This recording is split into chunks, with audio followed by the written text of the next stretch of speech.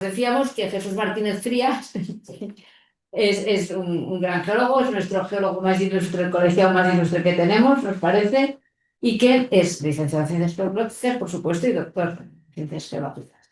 Es experto en geociencias planetarias y astrobiología, y es una autoridad para escribir estos libros de ciencia ficción. Trabaja en el Instituto de Geociencias del CSIC, donde es jefe del módulo de análogos terrestres del Laboratorio de Geociencias de Lanzarote, del que fue director. También es profesor honorífico del Departamento de Ingeniería Aeroespacial de la Universidad Carlos III de Madrid y colaborador del Laboratorio de Habitabilidad Planetaria de la Universidad de Puerto Rico, en Arecibo. Es académico de las Reales Academias de las Ciencias y Doctores de España y de la Academia de Ciencias e Ingenierías y Humanidades de Lanzarote, donde ha sido instructor de astronautas en el Geoparque de la UNESCO. Ha sido cofundador del Centro de Astrobiología del CSIC Quinta, asociado a la NASA, donde fue jefe de su laboratorio de geología planetaria y director de su departamento de planetología y habitabilidad. Y tiene una foto por las redes que vemos siempre, vestido con, que nos hace mucha gracia, vestido con un mono de la NASA. Fue fundador y expresidente de la Red Española de Planetología y Astrobiología y de la Comisión de Geología Planetaria de la Sociedad Geológica de España. También fue cofundador y presidente de la Asociación Internacional de Geoética y actual miembro del Consejo Científico de la Fundación Galeazzi. También ha sido vocal del Comité Científico Asesor del CSIC, presidente de la Comisión de Educación de Geociencias de la Unión Internacional de Ciencias Geológicas, IUGS, oficial de ciencia de la EGU, miembro de la Comisión de Astrobiología de la Unión Astronómica Internacional, representante de España en el programa IMPACT de la European Science Foundation, experto del Comité de Recursos Naturales y vicepresidente de la Comisión de Ciencia y Tecnología para el Desarrollo de la ONU. Desde hace más de 21 años colabora con la ESA y la NASA en misiones a Marte. Ha participado en un vuelo de la NASA para el estudio de las Leónidas, cometa Tartar, ¿no? Y ha realizado campañas científicas en la Antártida, Mauritania, Islandia y Costa Rica para el estudio de ambientes extremos. Ha impartido más de 500 conferencias presenciales en numerosos países, destacando su participación en el prestigioso Picture Tour de la Asociación Mineralógica de Austria y la conferencia sobre educación en geociencias en la sede de la UNESCO en París, en el marco del 50 aniversario de la IUGS. Ha publicado 14 libros y cuenta con cerca de 400 artículos científicos, unos 170 en revistas del Citation Index. Sus estudios han sido portada en revistas como Nature, Science, Geology, Episodes, Icarus o Astrobiology. Cuenta con numerosos premios y reconocimientos, entre otros, la placa de honor de la Asociación Española de Científicos, 4 premios de la NASA, Marte, 8 de la ESA como instructor de astronautas. En 2024 inauguraron en Arequipa, Perú, un laboratorio que lleva su nombre, el Laboratorio Martínez Frías de Astrobiología, y pronto tendrá un premio de colegio. Pues ya lo tiene, no sé si ahora se lo daremos. Y con el ICO viene colaborando intensamente en numerosas actividades y conferencias, seminarios, la organización del primer Congreso Ibérico de Meteoritos y Exploración Planetaria y la realización de 4 cursos de la Escuela de Geología Profesional, que le agradecemos profundamente. Y sobre todo realiza una intensa labor de divulgación en las redes, en televisión, en periódicos, en exposiciones. El domingo pasado lo escuchamos en Hombros de Gigantes, siempre está ahí, nos gusta mucho. Colabora en museos y en el programa donde colabora en su sección de geología. Recientemente ha sido elegido presidente de la Comisión de Cultura Científica de la Real Academia de Ciencias Exactas, Físicas y Naturales de España. Y bueno, aquí estamos, pues, el libro que va a presentar. Yo quería darle las gracias a Jesús Martínez Frías por varias cosas, aparte de escribir el libro de Cimientos Minerales, sobre todo porque nos hace soñar y ser optimistas. Y voy a decir por qué. Decía María José, que está aquí presente, María José López García, que es profesora de instituto, además de geóloga, que hay 2 tipos de personas. Los que miran al pasado, pues somos los más abundantes, los nostálgicos, los que pensamos que los tiempos pasados siempre fueron mejores y añoramos eso, y los que miran al futuro con esperanza, esperando qué pasará, qué nos dará el futuro, qué nos deparará con esperanza. Yo te doy las gracias a ti, porque aunque yo creo que soy de los que miran al pasado, gracias a ti y a tus conferencias, a tus libros, a tu divulgación, nos hace pensar que la geología puede servir también para vivir mejor, para proyectarnos en el futuro, para llegar a otros mundos y nos haces ilusionar con el futuro. Y por eso te quiero dar las gracias. A los que somos un poco nostálgicos, permitirnos cambiar de forma de ser y mirar al futuro con esperanza. Y nada, y ahora vamos a dar la palabra a José Javier Soto, que es el presidente de la editorial Kinemon, que es ¿está en red? Sí. Sí, creo que está aquí. ¿Mm? Sí está. Sí está. Que es el que tiene la valentía de publicar estos libros y le damos la palabra a él para que pueda presentar cómo ha sido la labor editorial de presentar de realizar este libro. Hacer lo posible que pueda llegar a que podamos leerlo los demás. No sé si El micro, por favor. José Javier, ¿puedes abrir el micro? Él es que está en Pero directo. ahora sí, pero me tienen que habilitar el vídeo. Ahora. Sí. Hola, buenas tardes. ¿Sí? Sí, se te escucha bien. Perfecto. En lo que no está habilitado el vídeo. Ah, Tiene que habilitarlo el anfitrión. y yo que podemos compartir. Vale, pues, bien. Bueno, como se me escucha, lo solucionamos así. Bien. En primer lugar, feliz Ya lo día del tienes. geólogo. Ahora, perfecto. Feliz día del geólogo, 12 de junio.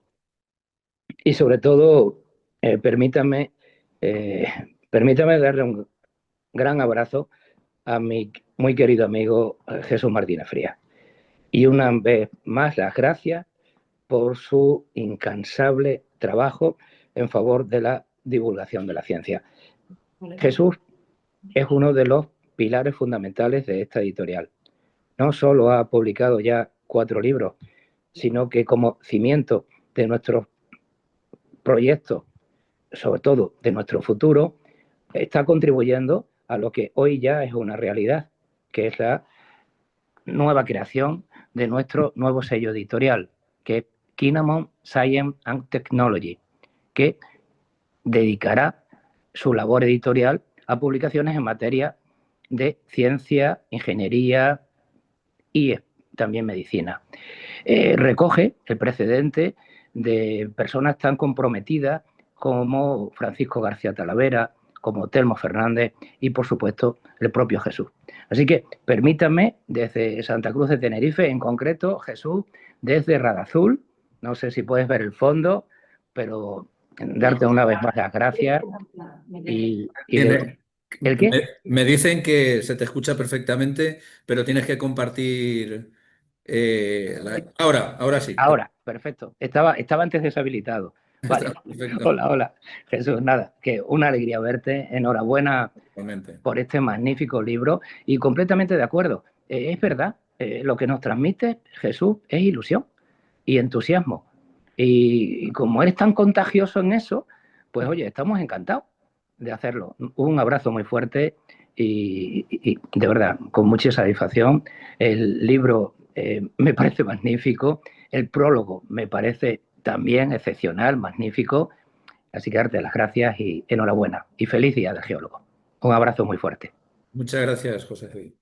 Muchas gracias. Muchas gracias, José Javier. Y ahora damos paso a Primitivo Fajardo, que es periodista. Y, por favor, Primitivo, puedes. Primitivo no está. Saído. Saído. Estaba en un congreso y dijo que iba a intentar conectarse, pero no sé si. Está. Bueno, pues Primitivo Fajardo. Está aquí. Ah, vale. Está por aquí. Pero nos tiene que escuchar. Pues sí, Primitivo, si nos oyes y puedes compartir. Es lo que tiene estas cosas. Venga, para que solicite, ¿no? A lo mejor no puedo. A lo mejor no puede con el móvil. Porque Primitivo Fajardo es periodista, es quien ha escrito el prólogo del libro. Bueno, va a aparecer en la presentación, o sea que. Sí, vale, pues ¿qué hacemos? Espera. No sé si está Enrique. Enrique está, pero puede también. Enrique es el invitado especial, ¿no? Es nuestro invitado especial. Enrique Pampliega. El puntal Hola, de... buenas tardes. Estoy en la Hola, dimensión Enrique. intangible intentando localizar al primitivo. No, nos hemos encontrado con Ana, pero primitivo de momento no está. Vamos a ver si lo localizamos. Dame un segundito. Pues mientras, si no, empiezas y... Bueno, yo antes de nada, antes de empezar Antes de empezar la presentación del libro, que va a ser breve, porque probablemente lo más interesante sea el debate que se abra después, quería dar las gracias al Colegio Oficial de Geólogos, que yo siempre he contado con el colegio desde el año 82, que me inscribí, o sea, desde el precámbrico aproximadamente. Y gracias sobre todo a la presidenta, a Nieves Sánchez Guitián, que bueno, pues a lo largo de estos últimos años además me ha ido acompañando también a los éxitos merecidos ya casi en la senectud de las academias a las que sorprendentemente pues me han invitado a formar parte, ¿no? Como la Real Academia de Doctores de España como correspondiente y como académico numerario la Real Academia de Ciencias Exactas, Físicas y Naturales. Y en ellas, pues tanto Nieves como Esther, por supuesto, que además es una fan, yo creo que del programa de A Hombros de Gigantes, igual que su familia, pues en A Hombros de Gigantes llevamos ya alrededor de, no sé si serán 80 o 90 secciones hechas en los últimos 11 años aproximadamente. O sea que ya hemos cubierto un montón de temas de mineralogía, de paleontología, de volcanes, de geoética, de medio ambiente. La geoética también está contemplada no solamente en el libro, sino en toda la saga. Y quería dar las gracias pues, a todos los que están participando de manera remota, a José Javier Soto, que es un gran amigo, es el presidente, el director de la editorial Quinamón, que bueno, empezó con muy pocos títulos y ahora mismo se está abriendo el abanico, el espectro de todos los títulos de la editorial Quinamón, desde Santa Cruz de Tenerife a muchísimos ámbitos, al derecho, a la jurisprudencia, a la ciencia, a la ingeniería, a la tecnología, a la astronáutica. Y bueno, yo le quiero dar las gracias por haber aceptado formar parte de la presentación después de la presidenta del colegio y además darle las gracias por su felicitación a los geólogos y a las geólogas, ¿no? En este caso, ¿no? Y también gracias a Primitivo, sé que estaba en un congreso fuera de Madrid, me dijo que iba a intentar conectarse a través del móvil en esos 5 o 10 minutos que tuviera libre y si no puede, pues también le doy las gracias. Igual que a Enrique Pampliega, que es bueno, pues una persona con la que yo he colaborado desde hace un montón de años también, yo creo que desde que empezamos con las redes científicas. Empezamos con las redes temáticas, con Renanet, con Merge, con Meteoritos, Recursos Geológicos del Espacio, después con la red temática Tierra. Y bueno, empezamos incluso antes con Carlos Busón, que estaba en el colegio, y fue, yo creo que él fue quien sacó el geólogo electrónico o algo así al principio, pero luego Enrique llegó y fue el relevo, y bueno, siempre ha sido un compañero, un geólogo ilustre de esta casa y le doy las gracias por estar aquí y porque además ha escrito cosas muy bonitas acerca de las sagas, la saga del mensaje Darwin, que son 3 libros, ahora haré la presentación, este es el último y yo creo que ha comprendido muy bien la temática y el enfoque, ¿no? Que no es fácil de comprender, ¿no? Yo entiendo que contiene muchísimos elementos el libro, pero voy a intentar ahora en la presentación un poco más adelante pues explicar de qué va el tema y por qué, como decía Esther, es importante para el futuro de la humanidad, porque realmente nos habla de un futuro en el año 2100. Pero si algo tiene la geología planetaria es que es un hilo conductor entre el pasado y el futuro. Cuando estudiamos los meteoritos, realmente estudiamos muestras que son muy parecidas a los planetesimales, a partir de los cuales se formó la Tierra y a partir de las cuales surgió también la vida, a partir de esa evolución. Y por lo tanto, por la geología planetaria también hay meteoritos de Marte, es decir, que de alguna manera, y de la Luna, de alguna manera la geología planetaria es un hilo conductor entre la información que recibimos de nuestro pasado, del pasado más remoto, hace más de 4.500 millones de años que se formó la Tierra, hacia el futuro, porque son estudios sobre recursos, sobre habitabilidad, que nos ayudan a la futura habitabilidad del ser humano en el espacio, tanto en la Luna como en Marte, ¿no? Y por eso, pues nada, muchas gracias a la institución, muchas gracias al colegio y muchas gracias a todos los que me acompañan en esta presentación del libro. Muchas gracias. Muy bien. No sé, Enrique. Enrique, ¿quieres? Enrique. Sí, hola, buenas tardes. Hola, hola, ¿se me escucha? Primitivo. Sí, ahí está. Hola, Ah, está bien. ¿se me escucha o no? Sí, Sí, perfecto. Sí, perdón, lo siento, pero es que estoy aquí aislado y no controlo esto para nada y me estoy volviendo loco y no hay forma. Me da negativos por todas partes, pero bueno, ya por lo menos puedo hablar. Muy bien. Bueno, Te presento un eh, momento para que Primitivo Fajardo, bueno, que nació en la Roda, en Albacete, y es licenciado en periodismo. Bueno, voy a ser breve. Es un periodista que ha trabajado en todos los medios posibles, sobre todo técnicos, es editor de revistas de carreteras, pero hasta ha trabajado en revistas del sector militar y aeronáutico, y sobre todo desde Motor 16, cualquier sector técnico, yo creo que ha trabajado en todos estos. Y actualmente es el editor de Open Machinery y revistas dedicadas al mundo de la maquinaria de Gran Bretaña.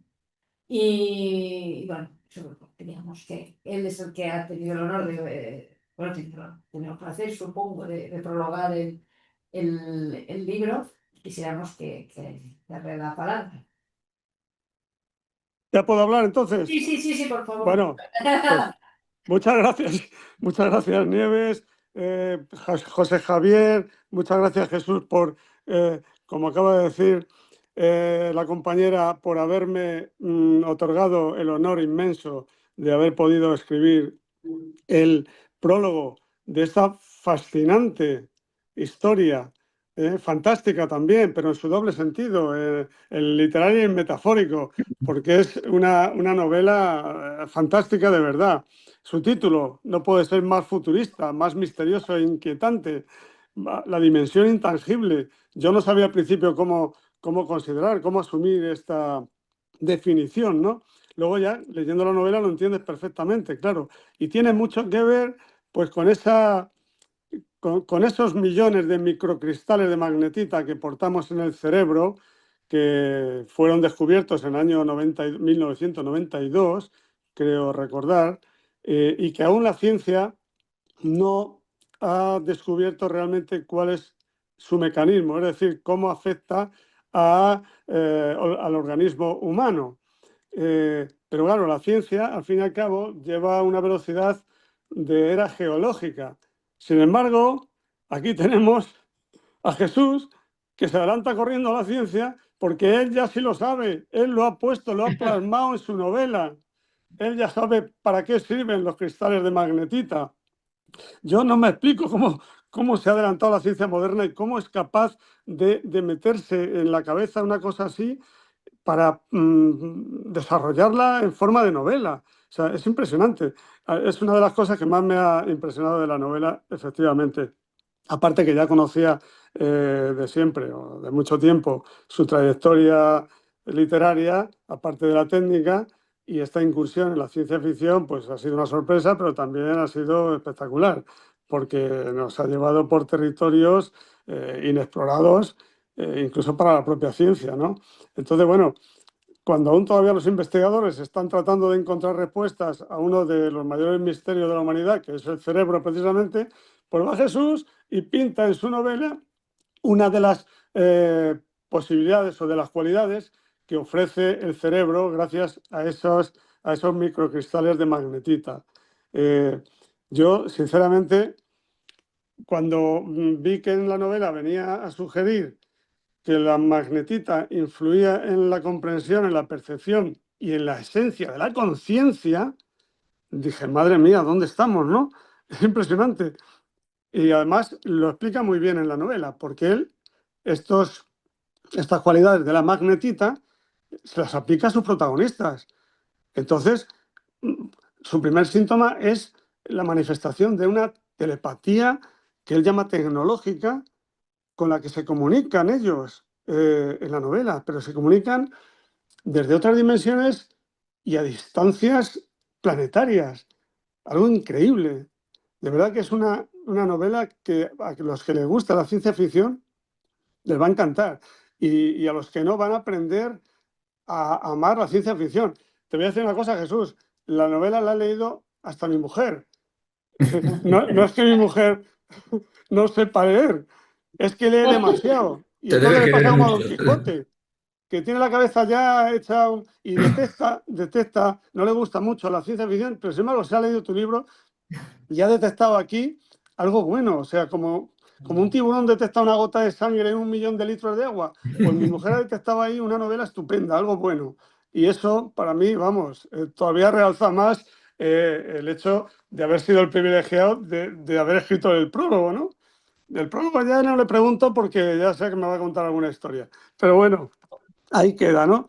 Luego hay otra cosa que me fascina de Jesús y que ya lo habéis contado ahí, ¿no?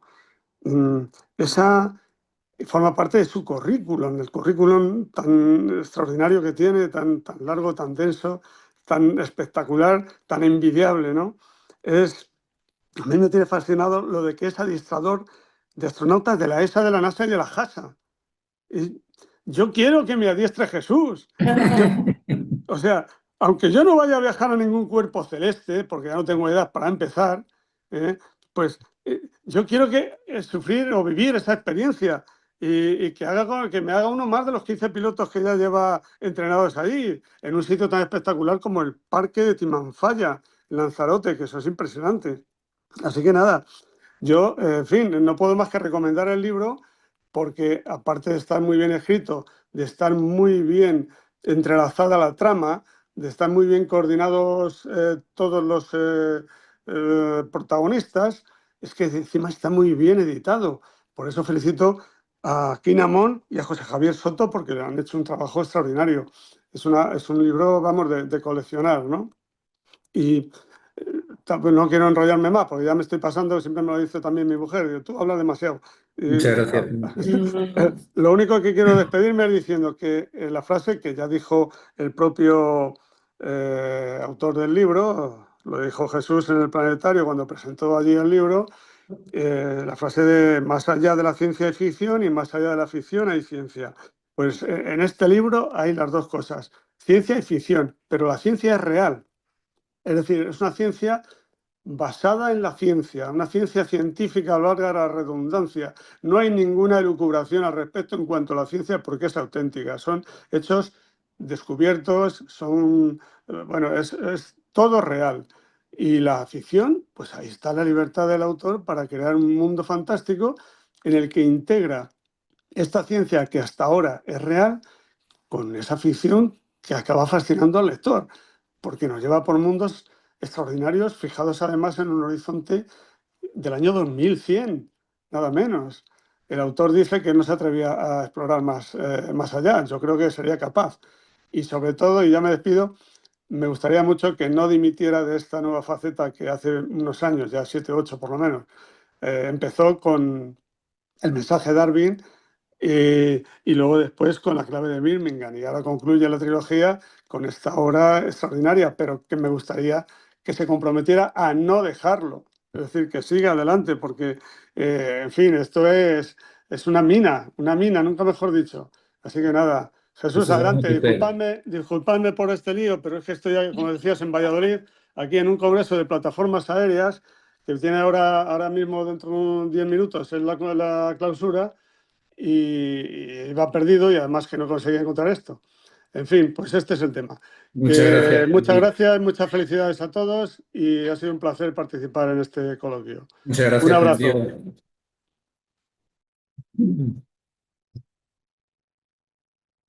No sé si Enrique quiere decir algo. Enrique, ¿quieres decir algo? Hola, buenas tardes, Jesús. Vamos a ver, pues bueno, yo lo que tengo de tu libro, después de tu libro, no, de los tres libros son varias preguntas concretas, porque sobre todo el libro es para mí muy, muy atrevido, porque sitúas el horizonte del libro en el año 2100, es decir, lo sitúas en nuestros nietos, sino casi en nuestros hijos, es decir, es muy cercano. No te inventas grandes hombrecillos verdes ni cosas muy extrañas, sino que utilizas la ciencia de hoy para preparar ese futuro que está tan cerca. Una de las cosas que me llamó la atención, por ejemplo, es cuando, como ha dicho Primitivo, me la acaba de recordar, la telepatía tecnológica. Recuerdo que cuando lo leí, pues bueno, me resultó un poco espeluznante. Es decir, oiga, ¿y la privacidad dónde está? O sea, resulta que los humanos dentro de 75 años nos vamos a comunicar a través de la telepatía, pero ayudados por la tecnología con una especie de, ¿cómo lo llaman? Nanobiosensores. Y yo me preguntaba, bueno, primero recordaba que en ello está trabajando, por ejemplo, Neuralink o Synchron. O sea, es decir, todo lo que tú haces te basas en algo que ya hoy está ahí. O sea, quizá no llega a ese nivel, pero claro, te das un espacio de 75 años. Pero claro, yo decía, hombre, ¿la privacidad dónde queda? Porque además todo eso, hablas de que se lleva a un lugar, a la nube, creo que lo llamas, y además de llevarlo a la nube, pues eso, ¿quién lo gestiona? Ya por curiosidad. Es decir, ¿quién lo mira? ¿Hay posibilidad de hackeo ahí? ¿Te lo pensaste en algún momento? No voy a avanzar mucho más sobre la novela, pero en la novela lo dices si alguien escucha eso, además de las propias personas que intervienen, porque otra de las curiosidades de esa telepatía era que además te llega o el otro oyente, el que está al otro lado del que habla, hasta entiende tus sentimientos cuando estás hablando. No hace falta que hables, explícanos un poco cómo has llegado hasta ahí. Bueno, pues bueno, antes de nada, Enrique, de nuevo muchas gracias porque, como he dicho antes, yo creo que eres una de las pocas personas, por lo menos que yo conozca, que ha comprendido muy bien pues todo el guión, la trama y las implicaciones que conlleva, porque la ciencia es real, o sea, la ciencia del libro es real. No sé si se ha entendido esto, sí. La ciencia del libro es real y lo único que hago es intentar expandirla, abrirla y hacer, como decía Primitivo, una especie de crónica del futuro, imaginando cómo podría ser esa apertura de cada uno de los elementos de aquí al año 2100, ¿no? Por eso no me atreví a ir mucho más, pero el libro también conlleva una especie de crítica y de análisis de cómo podría ser la sociedad de ese año 2100, ¿no? Planteo, aunque luego lo comentaré, unas bases en la Luna, unas bases en Marte, también una especie de base, aunque no es una base, yo creo que todavía no va a estar en los asteroides, pero sí hay unas estaciones de aprovechamiento de los recursos minerales de los asteroides, donde hay trabajando geólogos. La protagonista del libro es una geóloga planetaria y astrobióloga. Y bueno, hay una historia también sentimental porque es una novela y hay una historia donde funcionan varias dimensiones. O sea, la idea del libro luego la explicaré. Pero en relación con la pregunta de Enrique, pues bueno, yo vi el tema de Neuralink y es cierto que ya hay unos, no sé si llamarlos nanobiosensores, pero unos sensores que se conectan al cerebro y que permiten una respuesta sencilla desde el punto de vista telepático, ¿no? E incluso se está viendo las posibilidades médicas de esos sensores pues para personas que tienen minusvalías y discapacidades, ¿no? Para que puedan hablar con un ordenador, pues Stephen Hawking ya lo hacía en su momento desde otra perspectiva, ¿no? Pero conectarse con otra persona a través del nanobiosensor, pues diciendo blanco, negro, rojo, azul, izquierda, derecha, arriba, abajo, son temas muy sencillos, de momento se están alcanzando y yo creo que en el futuro pues va a haber una mayor disposición a que haya una conversación, pues como estamos hablando ahora. Pero claro, al estar conectados cerebro a cerebro, incluso hay, en el libro aparecen llamadas también grupales de varias personas que pueden conectarse, pues la comunicación de alguna manera es también más sincera.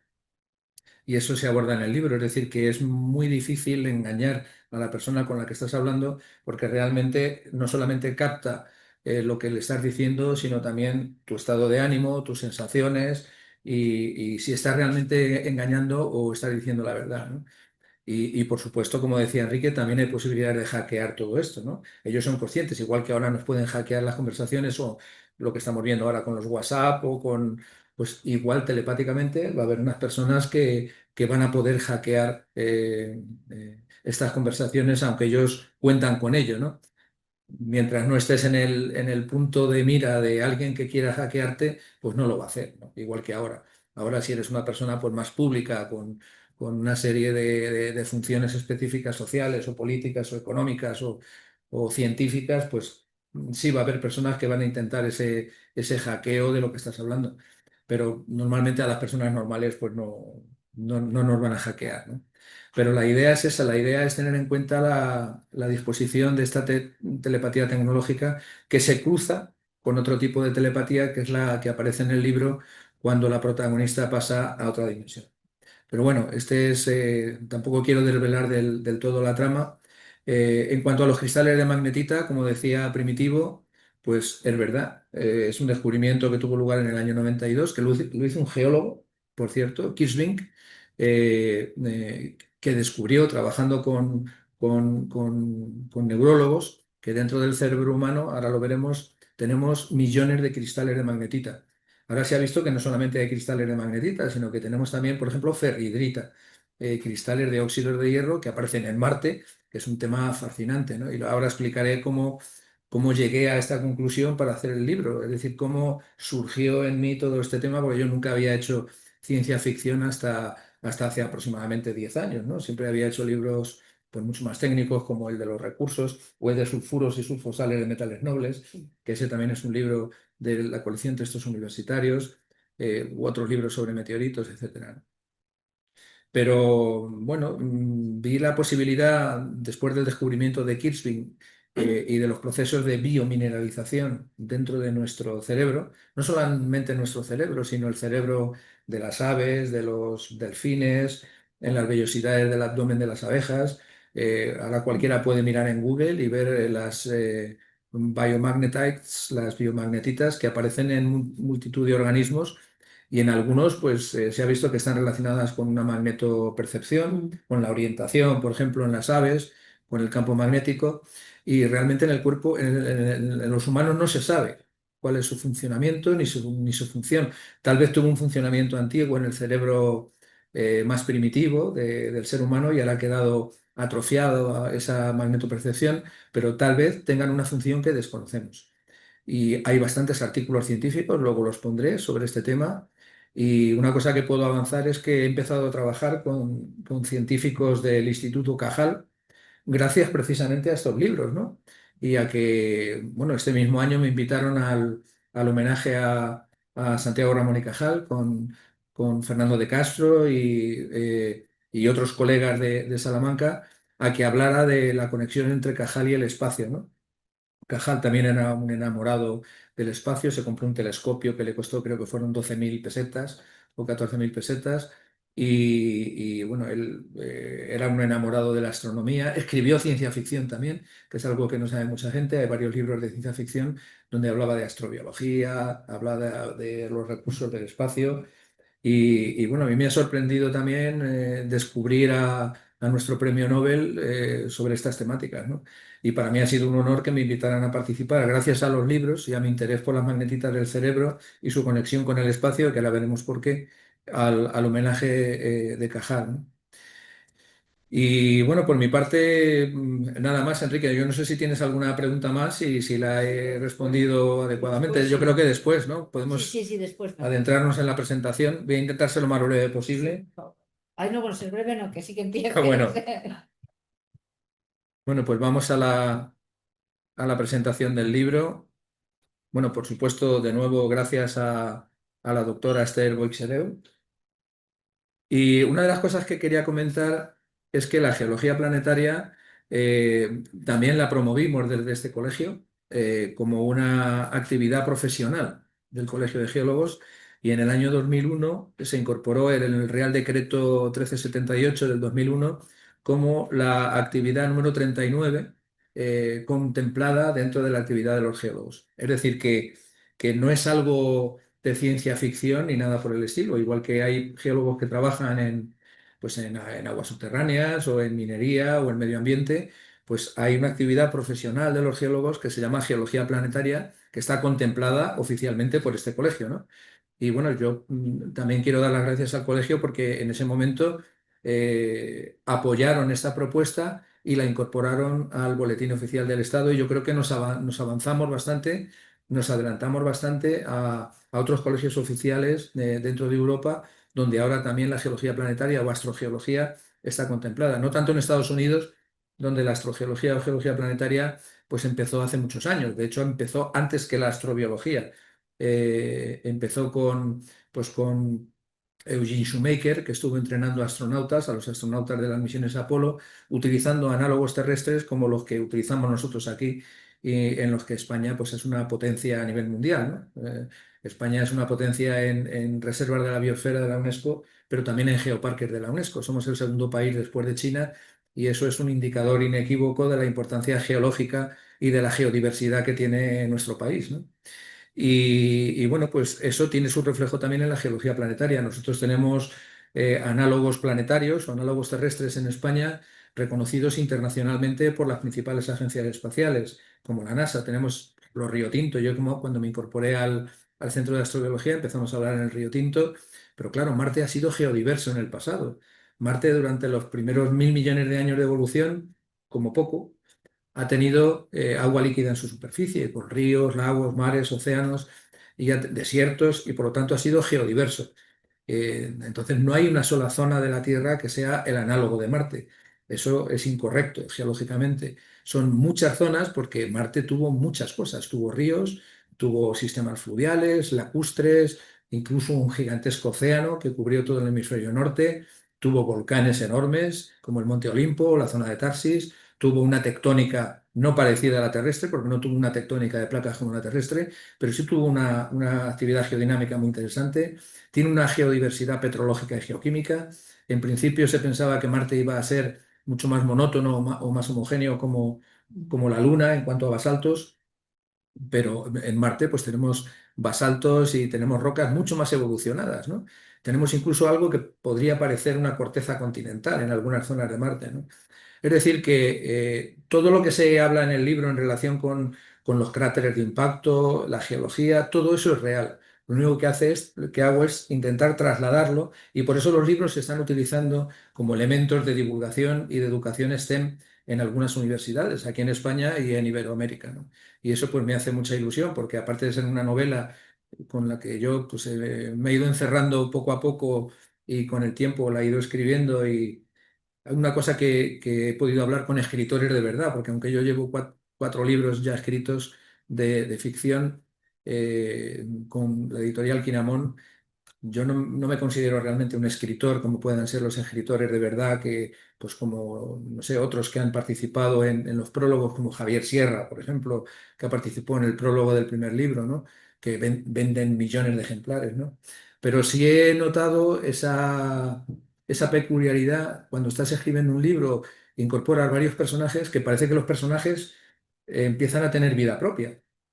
Entonces los personajes empiezan a decirte por dónde tienes que ir de alguna manera, ¿no? Entonces cuando te sientas a escribir, ya cada personaje tiene su propia historia, ¿no? Y su propia línea de actividad, y lo único que tienes que hacer es desarrollarlo, como si de alguna manera ese personaje con su historia estuviera en algún sitio, y tú lo único que haces es recoger eso y trasladarlo al libro. Cuando se lo comenté a Javier Sierra, por ejemplo, me dijo que enhorabuena, porque es un momento muy bonito en los escritores cuando se dan cuenta de que los personajes de las obras que están escribiendo, pues es como si existieran en otra dimensión, ¿no?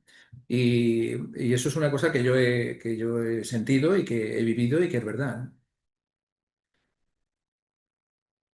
Bien, otro tema de la geología planetaria que es importante es esto que pongo aquí, y es que la geología planetaria está demostrando ser una disciplina fundamental, una disciplina clave para comprender el origen y la evolución de la Tierra y también de la vida. No voy a entrar, por supuesto, en la paleontología o paleobiología, como la llaman algunos.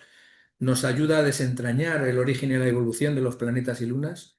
Esto es así. Por ejemplo, en las misiones a Marte, en los rovers que están funcionando ahora en Marte de la NASA, el rover Curiosity y el rover Perseverance, como ha dicho Esther, yo me incorporé en el año 2004, ya son 21 años trabajando en estas dos misiones. La verdad es que es una maravilla, porque estamos trabajando colegas de distintos países, alrededor de 500 científicos e ingenieros en cada rover, ¿no?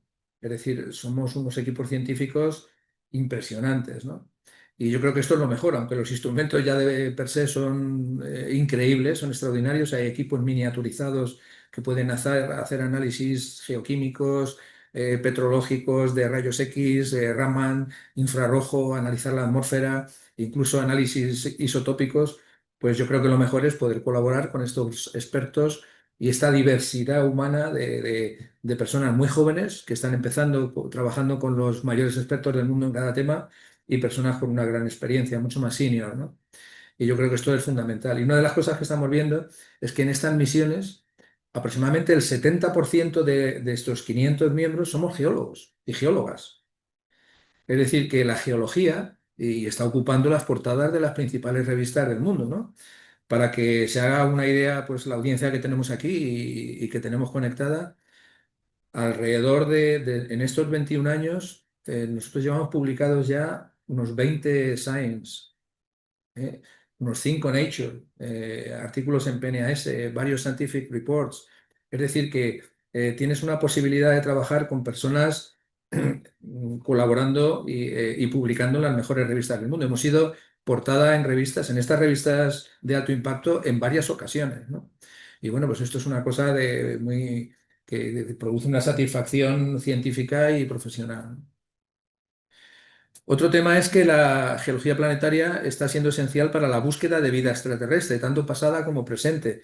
Realmente lo que se está buscando, y estoy hablando no de alienígenas en plan SETI, sino se están buscando las huellas de vida pasada o presente que puedan haber quedado atrapadas o encapsuladas, pues, por ejemplo, en minerales de la arcilla, en los filosilicatos, o que queden como biomarcadores en los sulfatos o en los carbonatos, y que puedan ser compuestos orgánicos.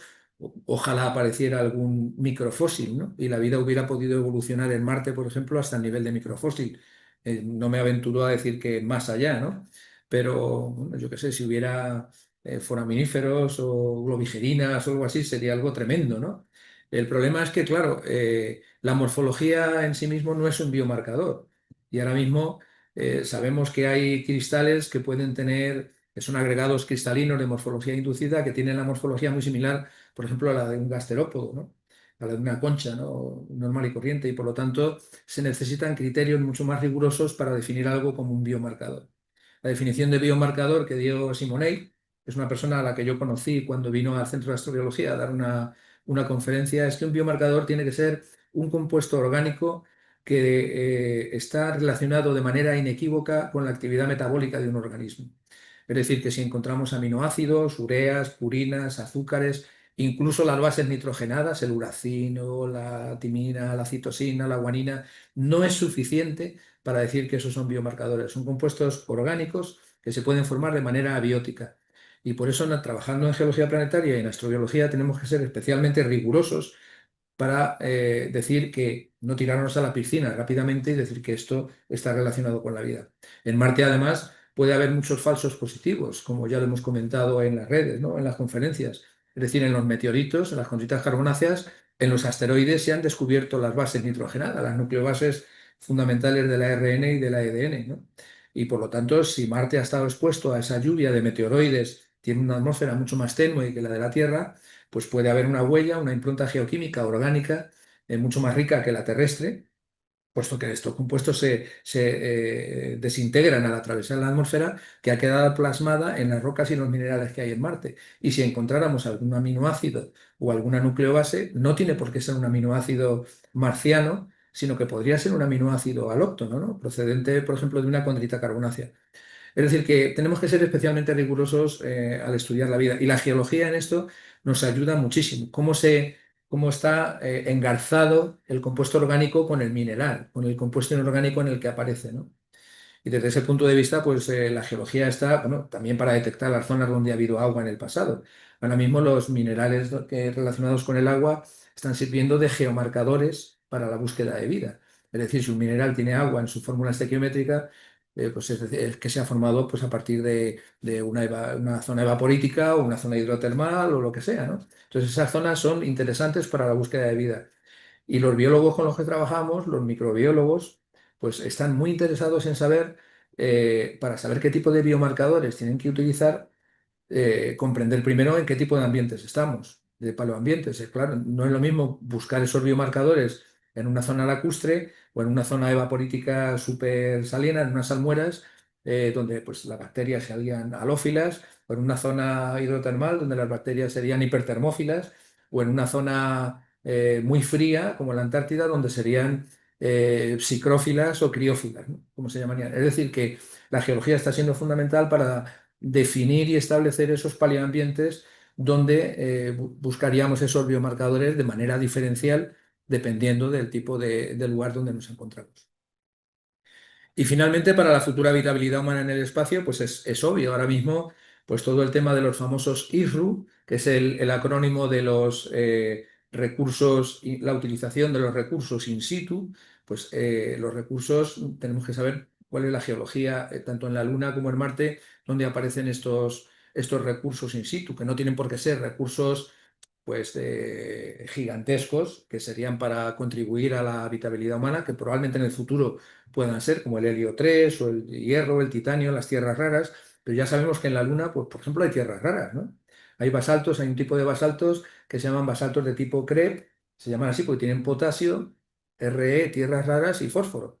Entonces, bueno, pues a lo mejor podríamos imaginar que en el futuro no tenemos por qué estar explotando yacimientos submarinos, machacando y destrozando el ambiente marino y los ecosistemas, si en el futuro fuéramos capaces de explotar esos yacimientos en una zona como la Luna, que es un cuerpo además que desde el punto de vista de la protección planetaria, de la Planetary Protection, es un cuerpo de baja calidad frente a Marte o a Europa o a otros objetos celestes y que está solo a 3 días de viaje. Ahora mismo la Luna está a 380.000 kilómetros y si nosotros podemos extraer determinados recursos de los asteroides o de la Luna, pues no tenemos por qué estar consumiendo, destrozando, contaminando los acuíferos, los ríos, los mares, los océanos, destrozando, extinguiendo especies, contaminando la atmósfera, contribuyendo al cambio climático y por lo tanto la geología pues también es muy interesante y está siéndolo para saber dónde se va a establecer el emplazamiento de la futura base lunar o las futuras bases marcianas, ¿no?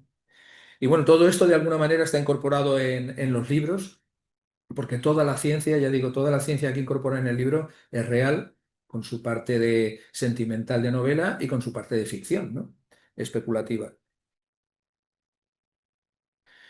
Bien, el libro está centrado en lo que se llama el espacio cercano a la Tierra, que desde el punto de vista astrogeológico llega hasta el cinturón de asteroides, es decir, incorporaría lo que es la Luna, el Moon Village, que es el proyecto de pueblo lunar o de establecimiento donde va a ir la futura base lunar, que va a ir en la zona del polo sur de la Luna. Es una gigantesca cuenca de impacto que se llama la cuenca de Aitken.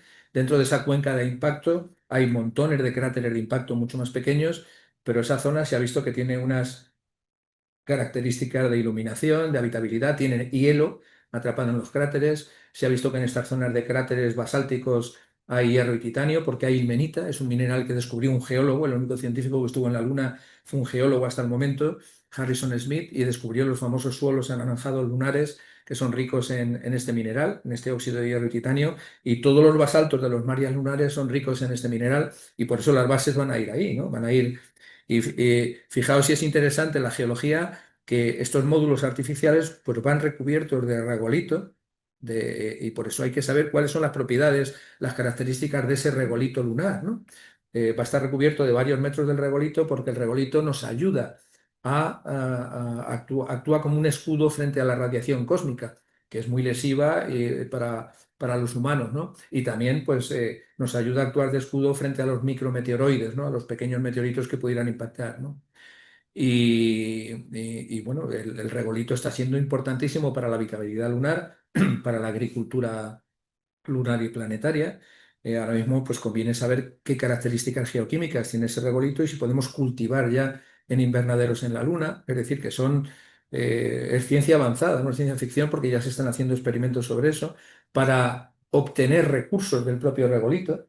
El propio oxígeno es un recurso en sí mismo. El regolito pues tiene oxígeno, hierro, calcio, magnesio, los elementos típicos de los basaltos, pero claro, el oxígeno, que es el más abundante, es un recurso natural importantísimo, ¿no? En la Luna y en Marte, ¿no? Igual que lo es pues, el hierro o el titanio o la propia utilización del regolito como roca y material industrial, ¿no? Nosotros hemos desarrollado ya varios proyectos, uno de ellos con la Escuela de Ingenieros de Caminos, Canales y Puertos, aquí en Madrid, donde hemos enviado al espacio un pico satélite, un satélite pequeñito, con material basáltico perfectamente caracterizado, y además hemos hecho el primer simulante lunar español, pues con un estudiante de máster, con Fernando Alberquilla. Disponemos del primer simulante, ¿no? No hay más de 9 o 10 simulantes en todo el mundo y lo publicamos en Nature esto, ¿no? Y la importancia de esto es que lo hemos mandado al espacio en un cohete Falcon 9 de SpaceX, de Elon Musk, pudimos enviarlo como proyecto científico de manera gratuita en la misión. Salió hace ya casi 3 años, todavía sigue dando vueltas alrededor de la Tierra, está orbitando, y la idea es saber cómo se comporta este material bajo condiciones de espacio, porque los futuros ingenieros de caminos o geólogos que trabajan en geotecnia pues van a tener que saber si se agrieta, si se altera con la radiación, si se forman pátinas de alteración, si se modifica la composición, si se fractura.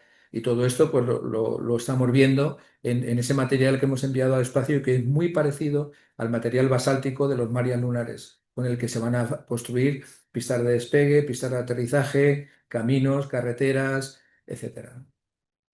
Bueno, una posibilidad futura es la base marciana, y también futura, aunque se está evaluando de manera muy seria, son el aprovechamiento de los recursos de los asteroides. De hecho, ya hay una sonda que está de camino a un asteroide metálico que tiene, bueno, no lo voy a comentar porque no me da tiempo, pero que están hablando de quintillones de dólares. Es decir, estamos hablando de trillones, de billones de dólares, algo que se nos escapa, ¿no?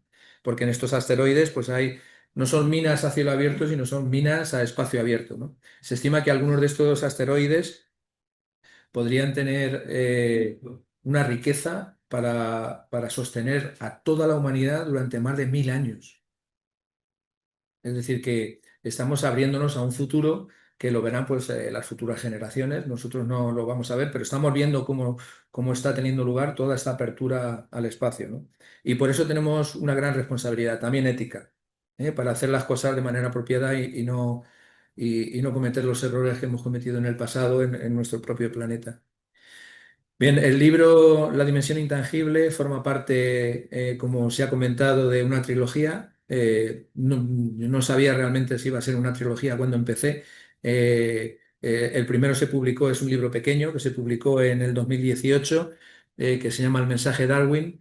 Se llama así porque ahora lo veremos, es un mensaje que ha quedado atrapado en las magnetitas de cráteres de impacto, de cráteres llamados Darwin, ¿no? Y que lo ha dejado ahí.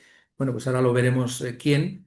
El prólogo es de Javier Sierra, es un escritor espectacular, ¿no? Vende millones de ejemplares. El segundo fue La clave de Birmingham, se llama así porque en Birmingham se fundó lo que se llama el Club Lunar o la Sociedad Lunar, la Lunar Society, y en esta sociedad lunar que existe también, o sea, todos los entornos y los contextos que aparecen en los libros son reales. O sea, cuando yo hablo de los museos de China o cuando hablo de la sociedad lunar de Birmingham, Erasmus Darwin, que fue abuelo de Darwin, fue uno de los fundadores, o James Hutton también, ¿no? También estuvo y eso me permite combinar de alguna manera el pasado con el futuro en la trama del libro, ¿no? Aquí el prólogo lo hizo Javier Cacho, que es un científico y escritor, divulgador, y es un gran amigo también, igual que Javier Sierra. Javier Cacho es el único español que tiene una isla con su nombre en la Antártida, la isla Cacho. Y bueno, pues ha escrito montones de libros sobre Shackleton y los exploradores antárticos y un montón de temas. Bueno, tuvo la deferencia de hacer el prólogo. Y finalmente, en La dimensión intangible, se lo solicité, se lo pedí a Primitivo. Yo conocía a Primitivo. Primitivo hizo una recensión de La clave de Birmingham muy bonita, que lo publicó, creo, en Tierra y Tecnología en su momento, y comprendió muy bien también el libro, igual que Enrique Pampliega. Y además coincidí en este mismo colegio con Primitivo en alguna sesión hablando de minería espacial, de geología y minería espacial, donde él participó como bueno, pues experto en maquinaria y en un montón de cosas, ¿no? Entonces, esta es la línea temporal de los libros, 2018, 21 y 25. Decía Primitivo que no me parara. Realmente yo pensaba concluir con este libro, y de hecho el libro que quiero escribir ahora es diferente, no es un libro de ficción, sino quiero escribir un libro más pues casi de anécdotas de vida, ¿no? Ahora que ya soy más mayor, ¿no? Y una especie de memorias pues de sitios donde he estado, en la NASA, en la Antártida, no sé qué, pues como anecdótico que sirva también como libro de divulgación, ¿no? Pero también me tienta volver a escribir algo más porque el libro ha quedado muy abierto. O sea, cualquiera que lea el libro verá que ha quedado abierto en muchos temas y que, bueno, pues la historia puede continuar desde distintas ramas, ¿no? El libro, esta es la tercera presentación que se hace. La primera presentación fue en el Planetario de Madrid. Tuvimos suerte porque hubo un lleno completo en el planetario. Había yo creo que más de 300 personas. En el libro esto es un vídeo que no funciona, pero es un vídeo con la presentación que se hizo. Esta fue, la presentación iba asociada con una introducción sobre el espacio cercano a la Tierra, del pasado al futuro. La segunda presentación fue algo mucho más rápido, pero no por ello menos importante, en el programa A de Gigantes de Manuel Seara, también un buen amigo, que hizo el prólogo de otro libro, un libro de divulgación también de la editorial Quinamón, que se llama 101 acertijos planetarios y astrobiológicos. Este le escribí durante la pandemia porque bueno, pues, teníamos tiempo para hacer un montón de cosas y recientemente pues, me hizo esta entrevista sobre el libro y esta es la tercera presentación, mucho más geológica, una presentación donde me puedo explayar más hablando de geología en nuestra casa, ¿no? En el Colegio de Geólogos. Quería comentar que el libro, bueno, pues el libro, la maquetación del libro, que yo creo que es de alta calidad, como quiero dar las gracias también a José Javier Soto, porque aparte de un gran amigo, pues siempre ha respondido a mis requerimientos de que los libros tengan pues sus solapas, sus cubiertas con tapa dura y, bueno, pues ha sido muy amable en ese sentido. La maquetación y el diseño lo hizo David Márquez, de la editorial Quinamón, y el prólogo, como ya se ha visto, Primitivo Fajardo. El libro, para la presentación del libro en el planetario, se hizo una ficción sonora de tres profesionales de la locución y del doblaje, que son, uno de ellos está aquí, que es mi hijo, Jesús Enrique Martínez, que es geólogo también, por cierto, y es doble máster en comunicación científica y es doctor en educación. Además consiguió el premio extraordinario de la tesis en la Universidad Camilo José Cela y pues la idea fue suya, es decir, ¿por qué para la presentación no hacemos una ficción sonora del inicio del libro, ¿no? Y contactó con dos colegas suyos, con dos profesionales, y hicimos esta ficción sonora de tan solo unos minutos que voy a poner aquí, espero que funcione bien.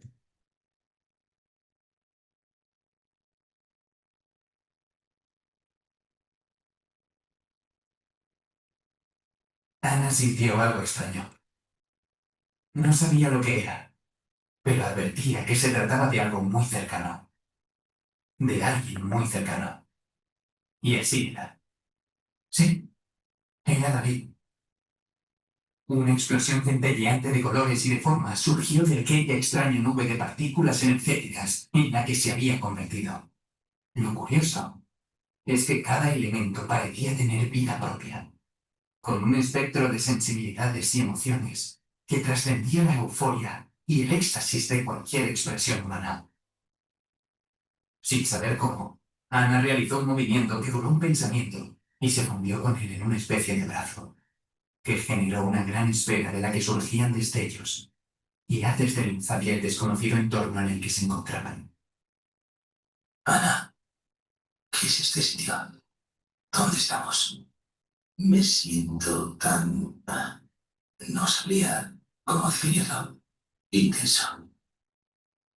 Pero también desorientado. Lo último que recuerdo es ese túnel que parecía absorberme. Y ahora estoy por fin aquí, contigo.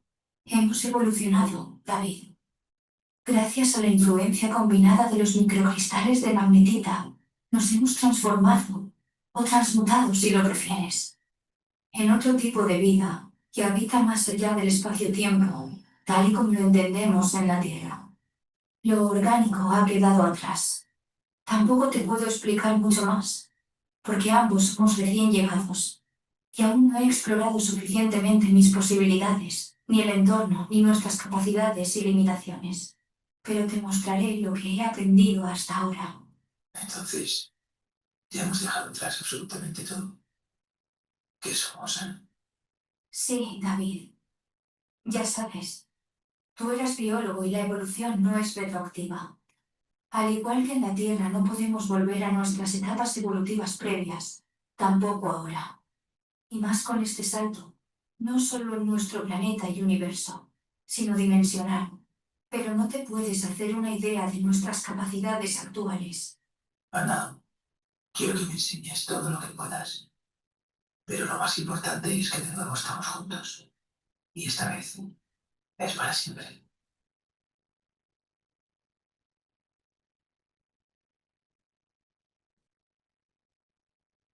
Bueno, pues yo creo que... Bueno, pues así empieza el libro y se desarrolla toda una historia que, bueno, yo al principio tampoco sabía exactamente cómo iba a evolucionar, pero espero que guste el libro, ¿no?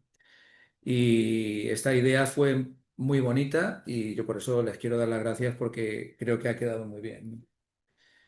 Bien, los aspectos destacables del libro, he traído algunos, tampoco quiero desvelar todo el guión, la temática de la dimensión y de la trilogía, el mensaje de Darwin y la clave de Birmingham no surgió por casualidad, tiene un fundamento científico basado en datos e investigaciones geológicas y astrobiológicas sobre magnetita de nuestro cerebro y de meteoritos de Marte.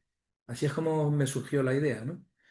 Este es el artículo que se publicó en los Proceedings de la National Academy of Science, que se titula Biomineralización de magnetita en el cerebro humano. Y el autor principal fue Kirschling, este geólogo que estaba trabajando en el cerebro. Lo puede buscar cualquiera en Google. Y él descubrió que tenemos en el cerebro más de 100 millones de cristales por gramo dentro y fuera de las neuronas, de cristales de magnetita, ¿no?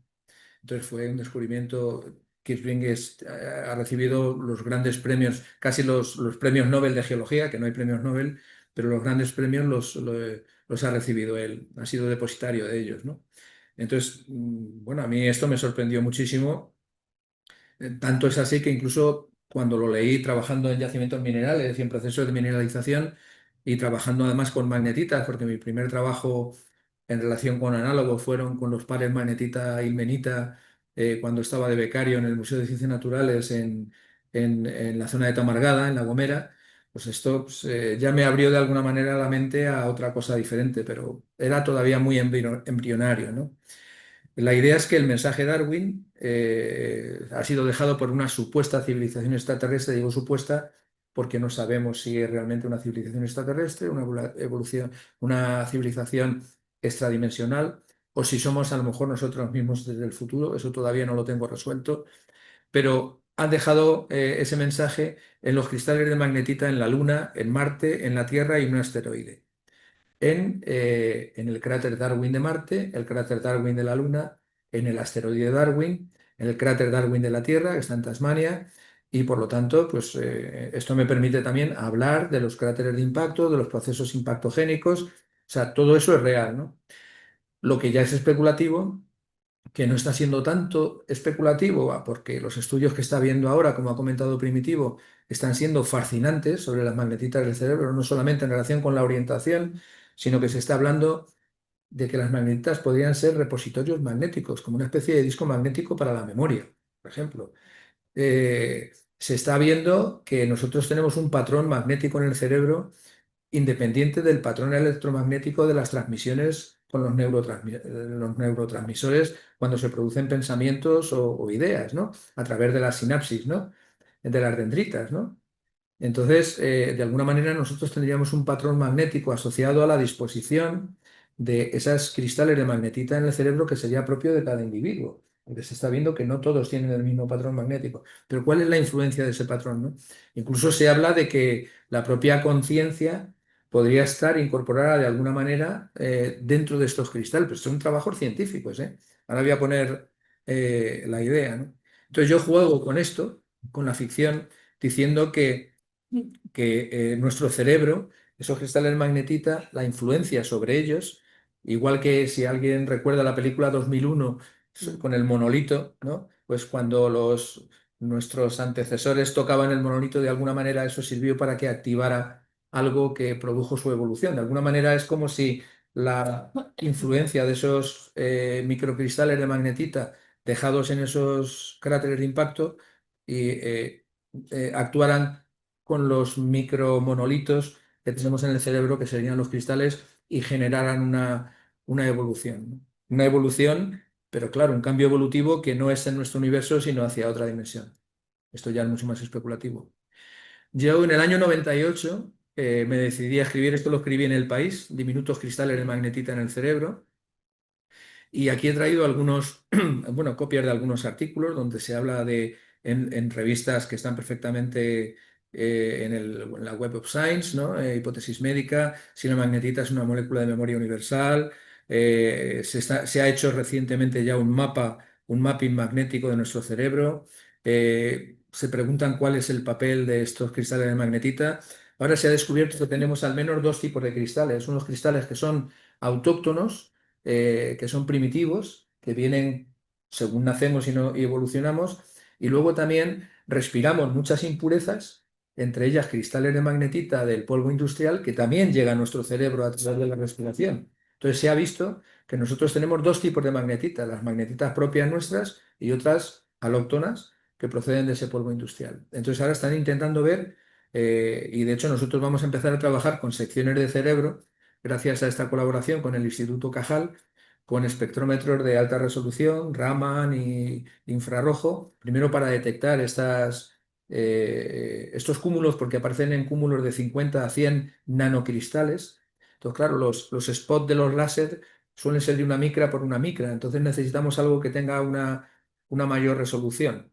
A lo mejor haciendo unos barridos con el láser podemos detectar dónde se encuentran estos cúmulos con una pequeña señal y luego ya ir a algo mucho más detallado para intentar contribuir a todos estos estudios que se están haciendo, ¿no? También como una zona de almacenamiento de información en las magnetitas. Es decir, que todo esto es ciencia real, ¿no?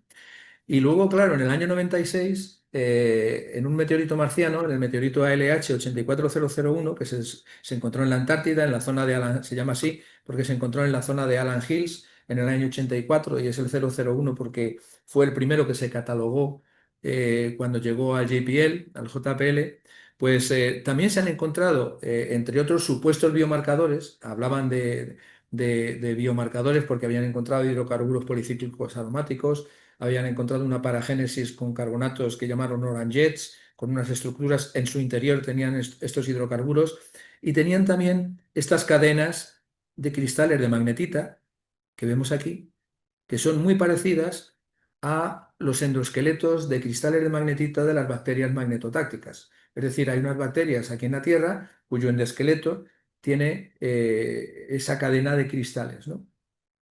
Entonces, claro, cuando desde NASA empezaron a estudiar esto, y esto se publicó en un artículo en la revista Science, donde David McKay fue el primer autor, yo también le conocí porque estuvo con nosotros en Río Tinto, ya fallecido, pero ahora prácticamente nadie piensa que estos son biomarcadores, pero sí ha servido para descartar uno por uno pues todo, ¿no? Aunque hay algunos que todavía piensan que son biomarcadores, ¿no?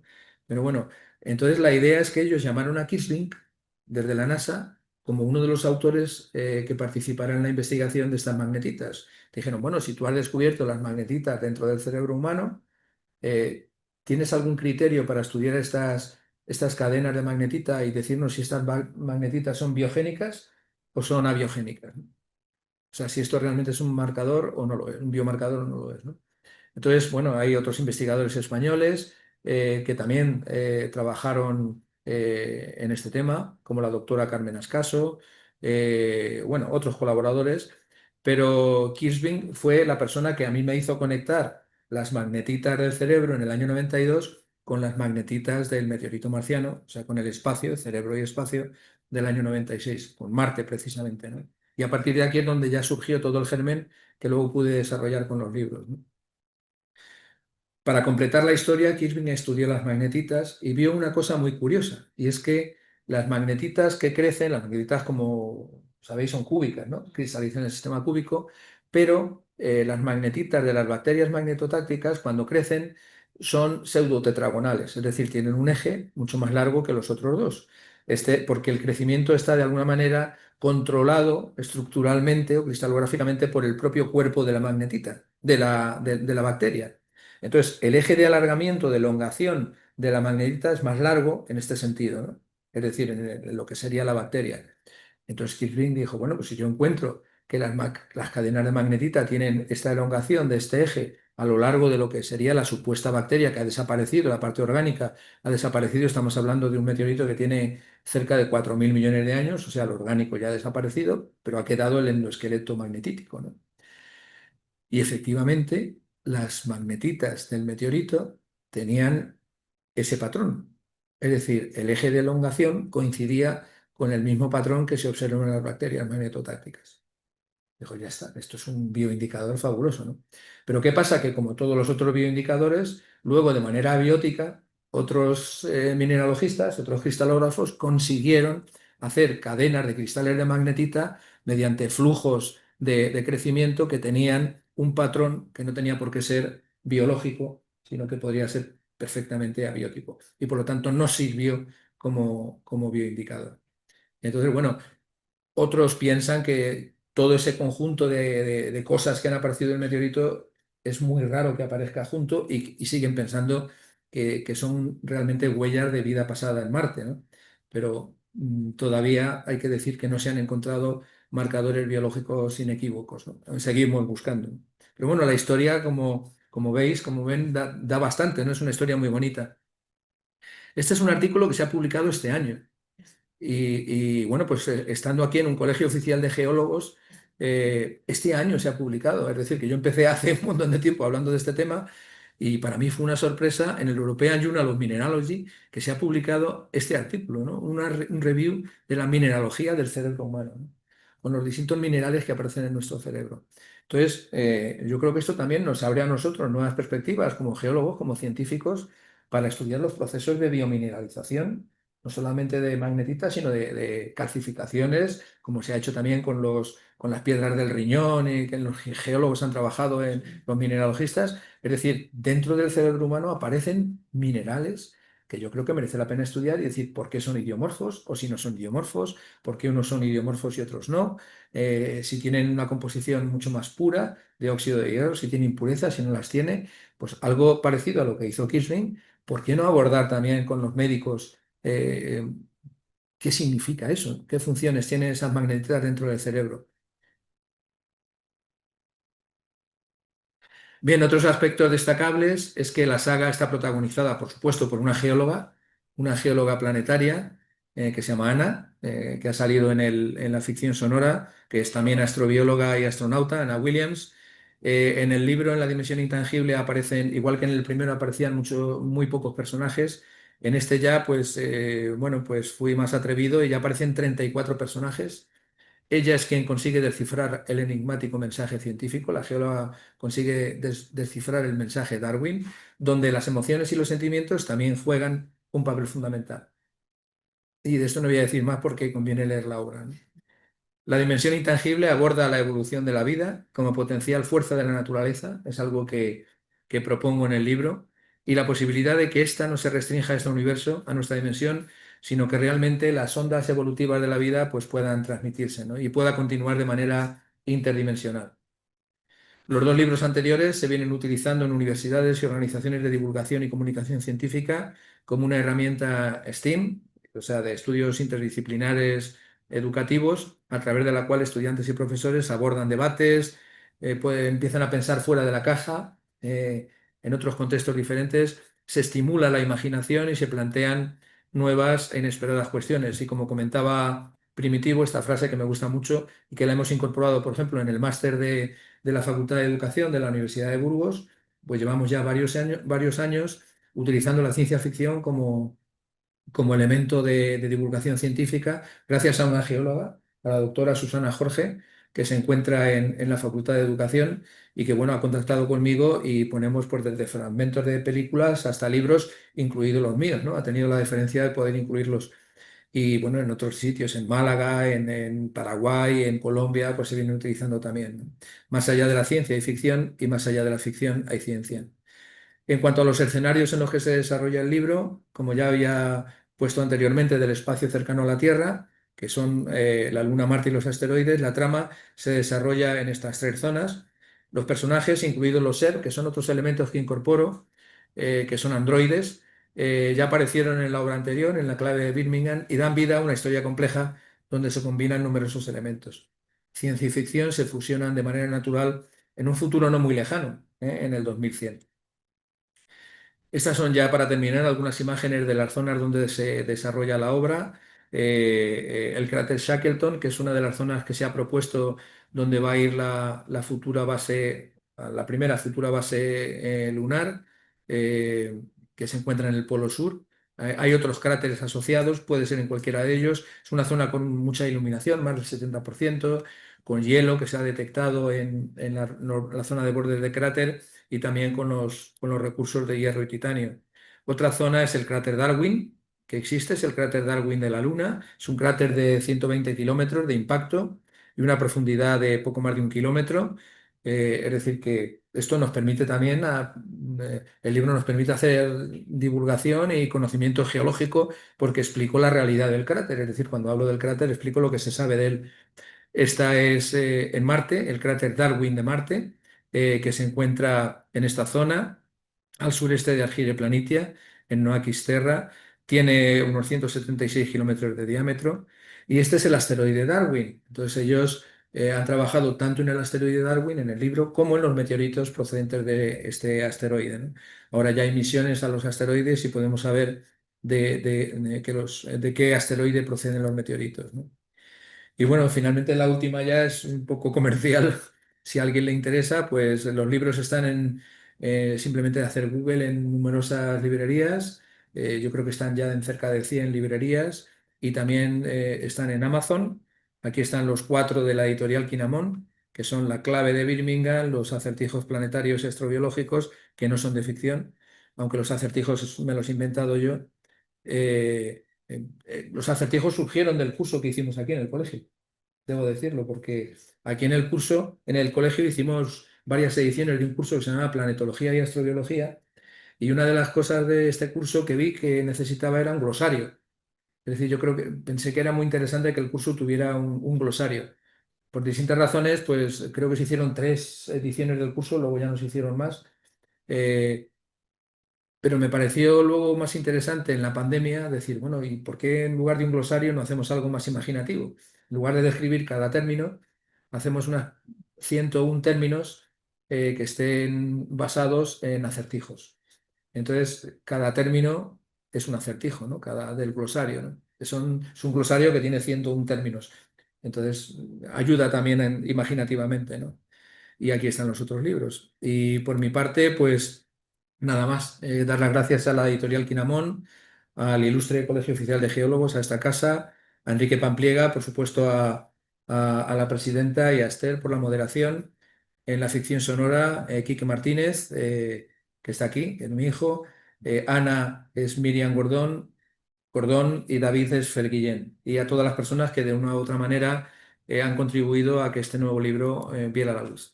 Así que nada más, muchas gracias.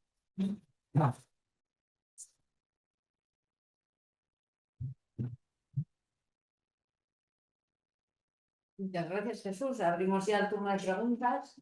¿Alguien en la sala quiere hacer la pregunta? Bueno, yo os animo a que hagáis un audiolibro, porque ya con estas cosas ya que habéis empezado, pues, vamos, que creo que se presta para audiolibro también.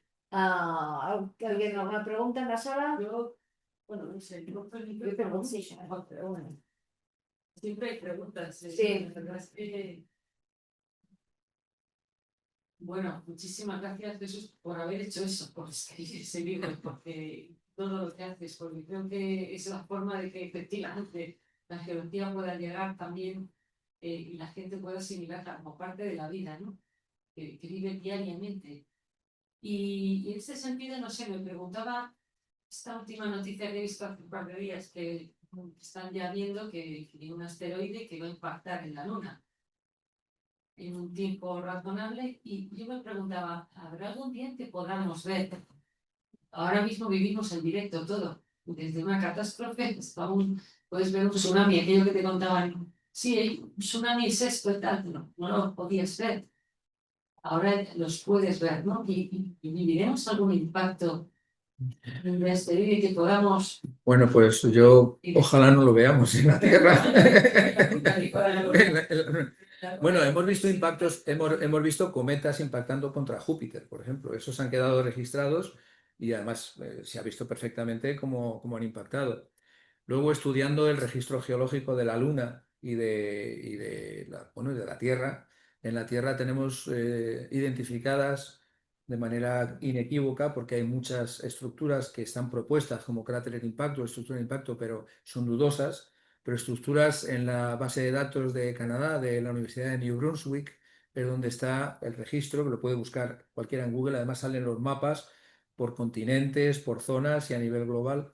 Hay identificadas más de 180 estructuras de impacto en la Tierra.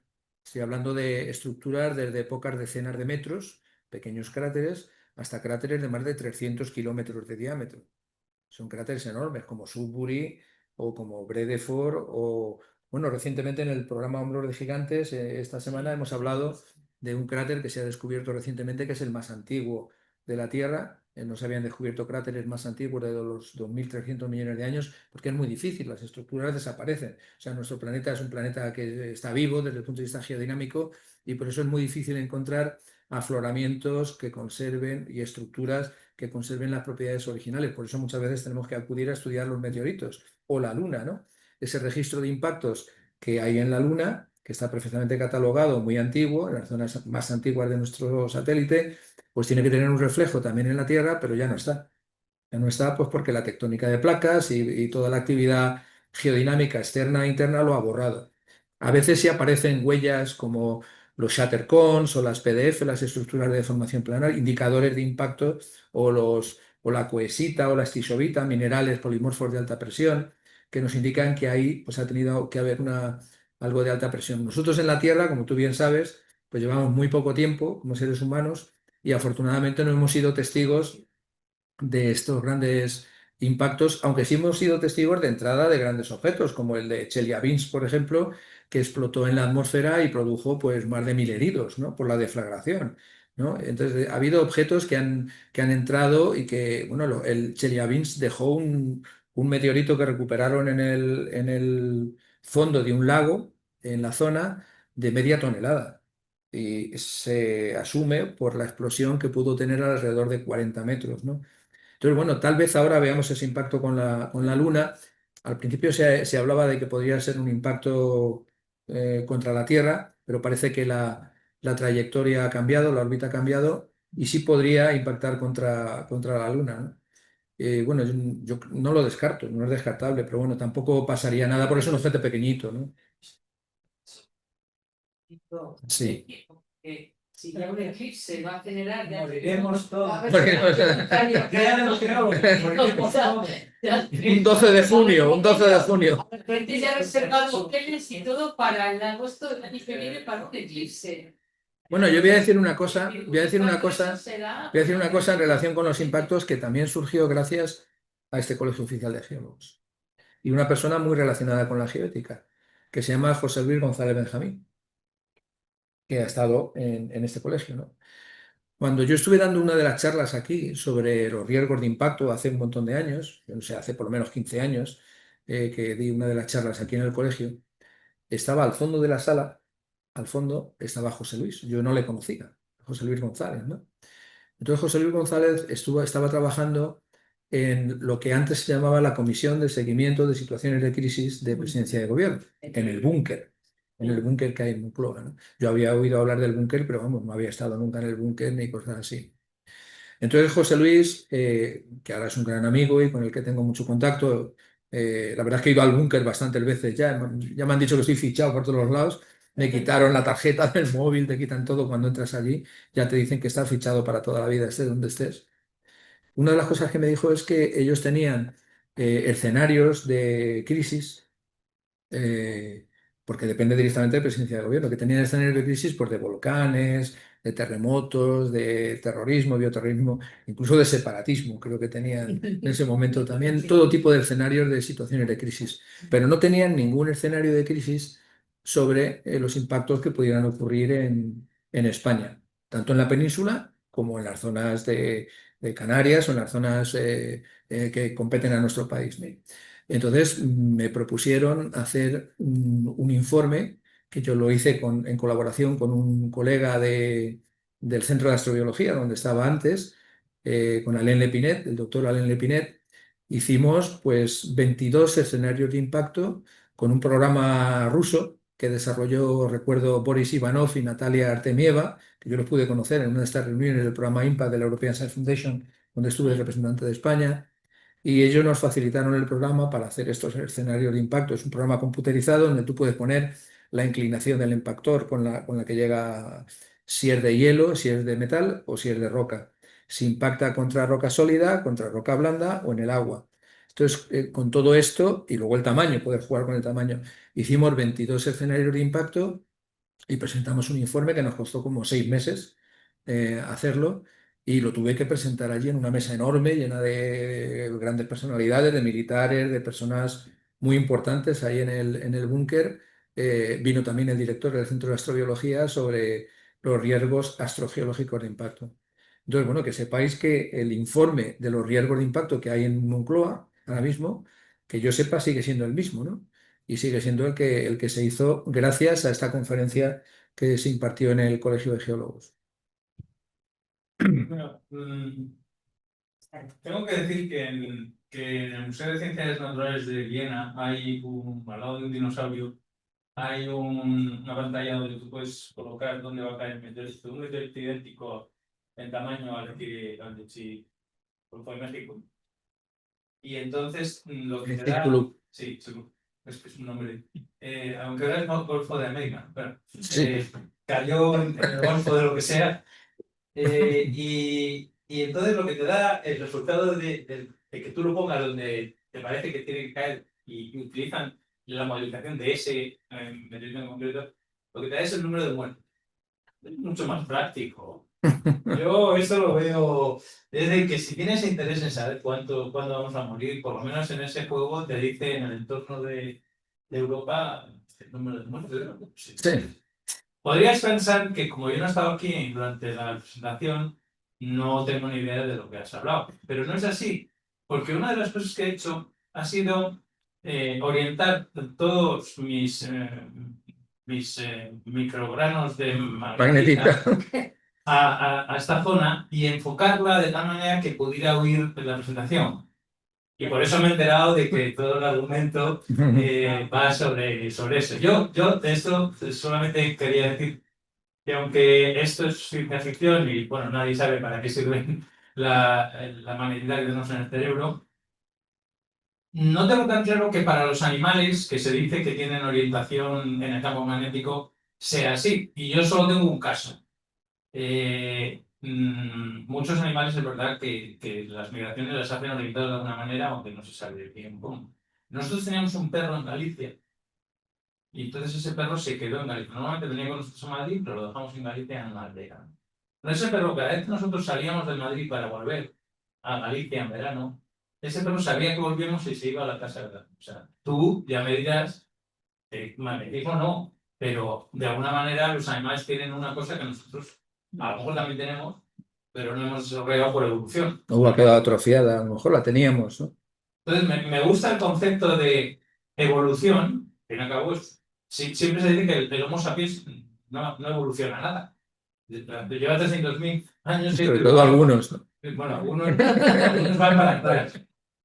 Pero yo entiendo, en cambio, que sí que tiene que haber algunos patrones de evolución en el ser humano. Podría ser esto de el desarrollo del conocimiento extrasensorial que tú propones, pero pueden ser otras cosas que también podrían servir para ese tipo de escritos de ciencia ficción. Tengo que decir simplemente que yo creo que este tipo de libros son súper necesarios para que la gente entienda más a los científicos, del campo que sea. Este lunes, no, o ayer por la mañana, hubo en el CSIC una presentación de libros de ciencia ficción dentro de la semana de la Feria de Madrid, del libro, pues libros de ciencia, más de ciencia ficción. Entonces se presentaron 6 libros de todo tipo de cosas. Yo solo compré uno, porque en otros casos no lo tenían todos, que se titulaba Sexo Salvaje. Bueno, has abierto el melón de un tema muy, muy curioso. el tema de la evolución. Yo estoy convencido de que la evolución continúa y esta puede ser una de las líneas, ¿no? Una de las líneas evolutivas, ¿no? No sé si va a continuar igual a nivel de individuo, a nivel de especie, o si va a seguir las mismas pautas, porque realmente nosotros somos algo, de momento, lo más evolucionado que sepamos, ¿no? Por lo menos podemos imaginar, componer sinfonías, hacer poesías y hacer cosas que otros seres vivos no pueden, ¿no? En relación con los animales, coincido plenamente contigo, ¿no? Yo recuerdo que cuando, bueno, en el pueblo de mi mujer, mi suegro tenía 2 perros, ¿no? Y cuando nosotros llegábamos con el coche, el perro nos estaba esperando ya en la entrada del pueblo, ¿no? ¿De qué manera podía saber eso, ¿no? O sea, tiene que haber algo diferente, ¿no? Sí recuerdo que había un geólogo en Granada, Antonio Ruiz Bustos, geólogo y paleontólogo, era biólogo, era geólogo y biólogo, estaba trabajando en el Instituto Andaluz de Antigua Geología Mediterránea, que ahora se llama Instituto Andaluz de Ciencias de la Tierra, y éramos grandes amigos. Falleció en un accidente de coche, ¿no? Y él trabajaba también, le gustaban mucho las palomas, ¿no? Y una de las cosas que hizo, muy curiosas, cuando hablábamos de este tema, es que algunas palomas las puso un cordoncito en la cabeza con un imán. Entonces, a las palomas que tenían esto se perdían. Yo te puedo decir que, o sea, ahora mismo no se sabe realmente qué es lo que pasa, pero las palomas no volvían, estas palomas se perdían. Entonces, de alguna manera, el ponerle un imán, Ya está. también hay que tener mala uva para hacer que la paloma se pierda, ¿no? Pero Sí, tiene gracia esto que dices, porque Enrique. tiene gracia esto que dices, porque el otro día estábamos grabando en el IFME, en el Museo del IFME, el tema de las tierras raras, que saldrá este sábado en Comando Actualidad. Y en esa grabación, ellas me preguntaban dónde están las tierras raras, dónde están. Entonces yo saqué el móvil y puse el magnetúmetro. Y lo puse en su tablet y empezó a pitar, porque tiene muchos imanes. Digo, mira, ya está. Todo es imanes. Es que ese es el tema. Sí, sí. Ahora tenemos imanes, no sé qué imán le puso a la paloma, pero si tú le pones uno de neodimio, la paloma directamente se cae. Sí, Sí, y otra cosa curiosa de las aves, que ya lo decía Kirschving en su artículo, es que las crías parten primero. Es decir, cuando determinadas crías de las aves parten primero y decir, de alguna manera tienen que tener un sentido de la orientación, que él hablaba de la posible orientación magnética, ¿no? Y luego con el tema de los impactos, te voy a comentar una cosa y es que antes hablábamos del programa Impact de la European Science Foundation, en el que estuve yo pues casi 6 años de representante de España, ¿no? En un montón de reuniones, ¿no? De la SF. Fue un proyecto muy bonito, ¿no? Y aparte de desarrollar una balsa de impacto en el CAP, bueno, hicimos un montón de cosas que ahora la lleva el doctor Jens Sormo, que es un sueco que empezó con nosotros y ahora pues él es un senior ya, ¿no? Pero el director del programa Impact de la European Science Foundation es actualmente, y ya lleva unos años, Christian Koeber, el doctor Christian Koeber, que es el director del Museo de Viena. Entonces, yo ya sabía, entonces el tipo ya el tipo pues sabía... Hizo, ya te digo que está ahí, además está en la sala de los dinosaurios, o sea que no estamos pero que como está relacionado por la exposición.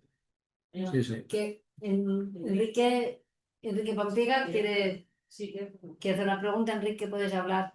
Hola, sí, Jesús. Mira, yo quería hacerte solo una pregunta y además, bueno, también... ¿Perdón? ¿Se escucha? Sí, sí, adelante. Perfecto.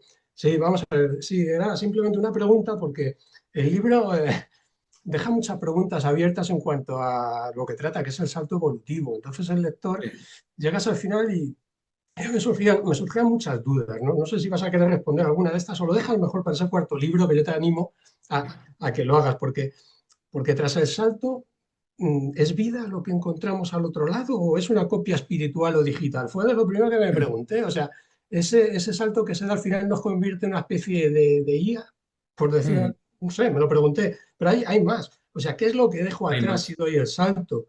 El amor, la pena, el dolor, Sí. los vínculos sociales, ¿se pierden? ¿No? Yo renunciaría a eso.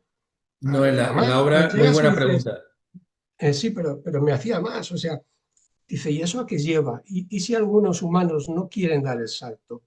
¿Qué sería? Claro, ¿Habría sí, unos sí. humanos y unos poshumanos? Eso ¿Cómo también se contempla en el gestionarías esto? libro y que algunos humanos no puedan dar el salto. Es decir, el libro Efectivamente. contempla la situación de que algunos no quieran pasar a otra dimensión y convertirse en otra cosa y además se aborda, es que no quiero comentarlo, ¿no? Se aborda en la propia comunicación de la persona que está allá, de Ana, que ha evolucionado, pues que no puede sentir pues, el olor de las flores de su Granada natal, ¿no? De los alminares del Genil, ¿no? Es decir, hay determinadas cosas que ha perdido en la evolución. Igual que nosotros al evolucionar desde las bacterias más primitivas o desde Luca, desde el organismo común más primitivo, también hemos perdido una serie de cosas, hemos ganado muchas otras, ¿no? Pero eso también se lo pregunta en el libro, es decir, ¿realmente nosotros vamos a querer evolucionar y pasar a otro sitio? Dice, vamos a ser inmortales, porque realmente es otro tipo de vida. Esto que cuento de otro tipo de vida, yo lo he visto en los congresos internacionales de astrobiología, pues hablando con super expertos en astrobiología a nivel mundial, donde ellos hablan de que nosotros ahora pensamos que estamos muy evolucionados, pero probablemente en el futuro, pues dentro de, si es que llegamos y no nos autodestruimos, dentro de millones de años o 500 millones de años, pues a lo mejor ya no seamos una vida orgánica. Es decir, ahora estamos cercanos a lo que son los primeros organismos porque estamos pensando, y así lo buscamos en Marte o en otro sitio, que las líneas, las directrices para buscar vida son la química del carbono y el agua líquida, que es en lo que está sustentada la vida aquí en la Tierra fundamentalmente, ¿no? Entonces estamos buscando algo parecido a lo nuestro. Pero ¿quién nos dice que la vida dentro de 500 millones de años no ha evolucionado a algo totalmente distinto? Algo más energético, por ejemplo. ¿Podríamos ser en el futuro una nube energética de partículas bueno, no sé, tendría otro tipo de diversión. Entonces, Entonces, entonces ellos, claro, entonces eso también se contempla en el libro, ¿no?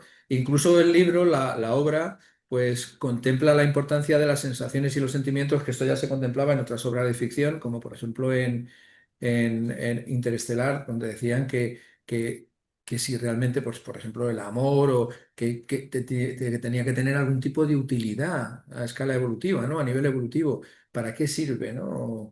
O cuando le preguntan, cuando dicen, bueno, es que tú científicamente, si no puedes demostrar algo, es que no existe, ¿no? Entonces, en la película Interestelar, cuando habla, ¿cómo se llama? El McConaughey con ella, ¿no? Y le pregunta, ella es como mucho más rigurosa, más con los pies en el suelo, y él, no sé si es sacerdote, creo que es sacerdote, ¿no? O es y le dice, ¿tú querías a tu padre? Y dice ella, dice, sí, por supuesto, dice, demuéstrame. Mm. A mí eso me pareció espectacular. O sea, es decir, ¿cómo demuestras tú científicamente que querías a tu padre o a tu madre, a una persona? O sea, ¿existe alguna forma? Que querías es muy difícil, que quieres a lo mejor es más fácil, ¿no? Bueno, pero ¿cómo lo puedes demostrar científicamente? Porque tú puedes hacer algún gesto que está relacionado con el afecto, con el amor, pero puede ser totalmente simulado o ficticio. O sea, tú tienes que encontrar, en el libro, Tienes que hacer escucha. el experimento para demostrar que es ficticio. Pero escucha, que es que eso lo he abordado también y estaba investigando sobre ese tema y he visto que hay una forma de diferenciar los sentimientos de manera científica y es estudiando los componentes químicos e isotópicos del agua de las lágrimas. Jolín. Entonces, no quiero desvelar más en la obra, pero también está contemplado que han visto que las lágrimas, por ejemplo, de pelar cebolla o de reírte o de llorar en un sentimiento de tristeza, tienen una composición química diferente. ¿Y qué lógica tienes? Bueno, ya Claro, químicamente tienes un valor, no sé, pero de alguna manera tienes un valor estudiando algo físico o algo químico, el agua, de interpretar el sentimiento que genera esa composición. Entonces, eso está contemplado en el libro también. Entonces, yo he intentado también documentarme en ese sentido y es que no quiero contar más del libro, pero... Entonces, bueno, pues... ¿Alguna pregunta más en sala? A ver. Yo quiero preguntar, que he oído por ahí, no sé si es verdad o si no muy avanzada en esto de la exploración pulmonar y espacial, y quieren montar un Small Modular Reactor, un reactor de fisión en la Luna para el tema de la minería. ¿Cómo ha avanzado a eso con Rusia? Bueno, lo quieren montar China, pero desde luego queda muchísimo para que lo puedan hacer, ¿no? Ahora mismo China yo creo que es la única superpotencia que le hace sombra a Estados Unidos. El único rover que hay en Marte es un rover chino. Además, consiguieron ponerlo a la primera, un rover que es el rover Zhurong. Lo que pasa es que también se les estropeó a los pocos meses, ¿no? Pero son los únicos que están compitiendo como superpotencia ahora mismo con Estados Unidos.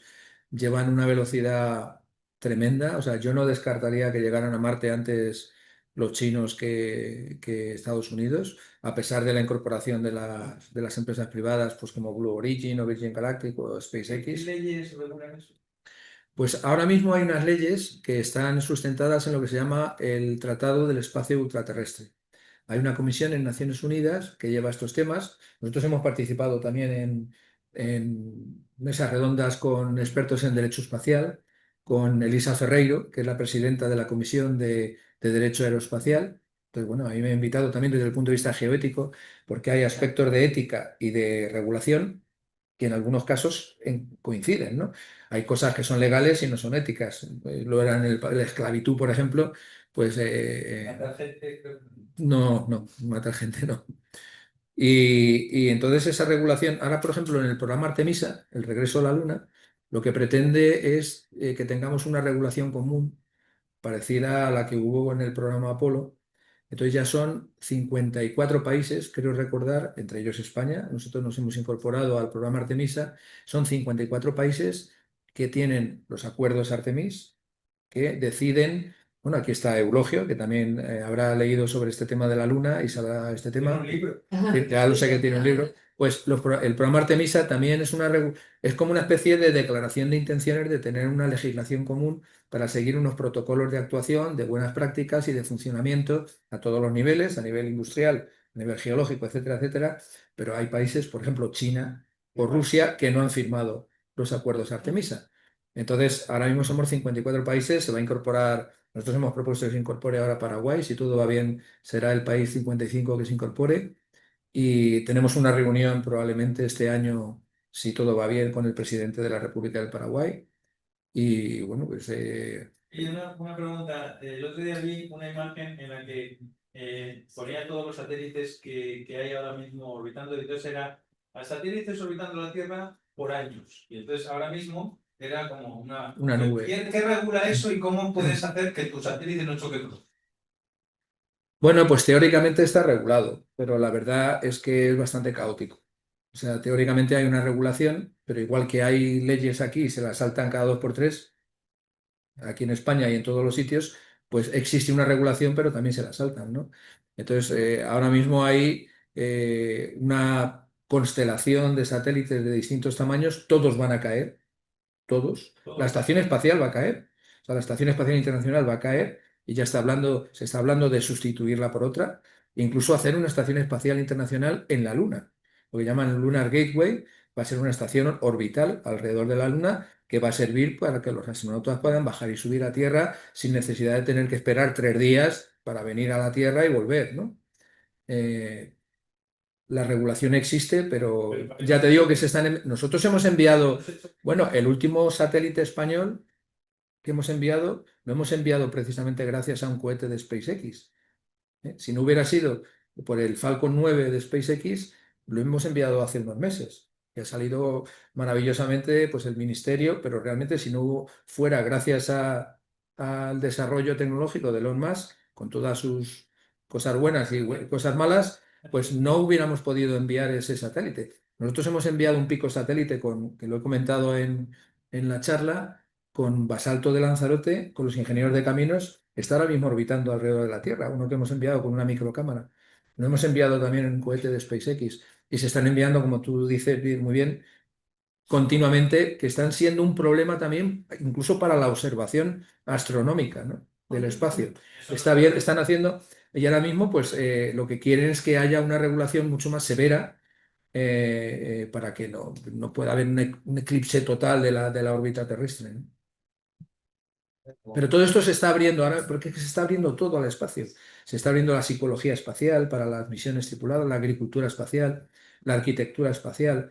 Por ejemplo, yo he codirigido la primera tesis española para hacer una base en la Luna por una chica española, una investigadora española en la Politécnica de Valencia, en la Escuela de Arquitectura de la Universidad Politécnica de Valencia. Se llama Yasmina Eid Machet, le han dado el cum laude, su marido está haciendo ahora la tesis también, y entonces se está abriendo en los desarrollos de arquitectura, también tienen que ser bases que sean amigables, incluso los temas médicos se abordan, los temas de sociología espacial, la medicina espacial, el derecho espacial, está absolutamente todas las líneas de actividad y eso se contempla también en el libro. Es decir, cómo hemos evolucionado socialmente, que es lo que decía, como yo creo que se ha producido esa evolución, teniendo en cuenta todas esas ramificaciones de las líneas de trabajo de aquí al 2100. O sea, ¿cómo tú imaginarías que en el 2100 es algo, ¿no? No estaré. Que hay que No, contarse. yo tampoco. Sí, sí, pregunta. Hola, muchas gracias, Sánchez. Complejo y muy amplio todo. Pero dentro de la iniciativa esta que has planteado de exploración Marte, Luna, asteroides, más allá de la Luna, el gran problema es la radiación cósmica, rayos gamma, fundamentalmente. Y eso, desde el punto de vista que va a ser, si no insalvable, muy difícil de salvar. Entonces, esto lo uno por si este tipo de inquietudes o investigaciones, en definitiva, dinero que se pone sobre la mesa para investigar la colonización del área próxima a la Tierra, no es un señuelo, porque siempre están los militares detrás. Siempre hay un incentivo militar detrás. Es decir, yo soy más fuerte, me voy a ganar. Es decir, siempre hay tecnologías militares que son las que realmente mueven el dinero. Yo quería la opinión sobre esta cuestión. Bueno, yo mi opinión la di además en un artículo que está publicado en Tierra y Tecnología que se llama El espacio, el valor del conocimiento, ¿no? Entonces, el espacio, como cualquier otra cosa, tiene valor porque lo que descubrimos es importantísimo, es decir, nos abre el conocimiento a nuestro entorno más cercano, ¿no? El tema no es insalvable, el tema del campo magnético no es insalvable. Como decir, bueno, va a ser imposible que lleguemos a la Luna porque todos los cohetes se caen. Y bueno, obviamente al principio se caen todos, pero ahora ya hay cohetes que pueden incluso aterrizar de manera vertical en el agua, en una plataforma o incluso dentro de la propia columna donde ha despegado, ¿no? Entonces la evolución científica y tecnológica, pues sí, tiene su ritmo para cada cosa y yo creo que tan importante es estudiar el por qué migran los elefantes como por qué Marte es rojo. Es decir, que todo es muy importante y nunca sabes en el futuro cuándo una cosa va a servir para otra, ¿no? Por ejemplo, cuando alguien estaba estudiando, en lugar de dedicarse a intentar curar a la gente, pues alguien estaba estudiando el pulimentado de los cuarzos, decían, bueno, y tú estás tirando el dinero, ¿eso para qué sirve, no? Luego el pulimentado de los cuarzos, pues se ha utilizado para hacer unas lentes que se han puesto en los microscopios y con esas lentes se han descubierto microorganismos y epidemias, ¿no? O en los telescopios, ¿no? Es decir, nunca sabes realmente Yo creo que el conocimiento, que es lo que yo llevo en el artículo, es un todo, ¿eh? Y te empiezas a hacer preguntas también y decir, bueno, ¿para qué queremos una red de telescopios alrededor de todo el planeta y no utilizar ese dinero para otra cosa? ¿O para qué queremos explorar los fondos de los océanos con submarinos? ¿O para qué queremos un acelerador de partículas y buscar la partícula de Higgs? O sea, llega un momento, ¿o para qué queremos un teatro pudiendo utilizar en otra cosa? Es decir, al final yo creo que lo que cuestionamos es la ciencia en todo su conjunto, ¿no? Entonces yo creo que la utilización de la ciencia en todo su conjunto es buena y es lo que nos ha hecho evolucionar como especie, ¿no? Otra cosa son las guerras. Obviamente la utilización de si utilizar la electricidad pues para alumbrar en la oscuridad o para electrocutar a una persona, ¿no? O un cuchillo para liberar un animal o para cortar una fruta o para matar a alguien. O sea, eso es otro tema ya mucho más ético, regulatorio, diferente. Pero yo creo que además el tema del campo magnético no es insalvable. Puedo comentar que estuve hablando con Matías Maurer, que es uno de los astronautas que ha participado en el curso de instrucción en Lanzarote, Y una de las cosas que se está viendo, el viaje a Marte ahora mismo Marte está entre unos 50 millones y unos 400 millones de kilómetros. Las ventanas de lanzamiento son cada 2 años, que es cuando es más plausible enviar. Eso en la película de Matt Damon se vio muy bien el tema de cuándo podían recuperar a The Martian, etcétera, etcétera, ¿no? Entonces el viaje son ahora mismo unos 6 meses de ida y 6 meses de vuelta. Es decir, los astronautas tendrían que estar expuestos a la radiación, no solamente a la radiación, sino dentro de todo lo que es la medicina espacial, a la baja gravedad, problemas de equilibrio, problemas de visión, problemas de huesos, un montón de cosas, ¿no? Problemas de mareos, un montón de cosas, ¿no? Y entre ellos también la radiación. Pero me decía Matthias Maurer, y que he hablado con otros astronautas, se está intentando hacer una nave espacial que pueda crear un campo electromagnético alrededor de la propia nave, de manera que sea parecido a lo que ocurre en la Tierra, es decir, que nuestro propio campo magnético nos protege como un escudo de la radiación. Entonces, eso se están haciendo progresos e implementaciones bastante, por lo que yo le he visto, bastante, incluso de mejorar la velocidad para que el viaje no sean solo 6 meses, sino que sean menos, ¿no? También se contempla en el libro. Todo eso lo contemplo también en el viaje, ¿no? Pero es verdad que el viaje a Marte, como cualquier otra cosa, tiene un montón de retornos directos.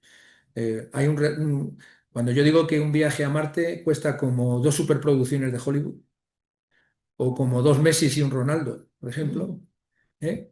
Pues entonces ya cuando pones en contexto las cosas es diferente, porque en una misión de estas trabajan, como he comentado, 500 científicos ingenieros con desarrollos, patentes, modelos de utilidad.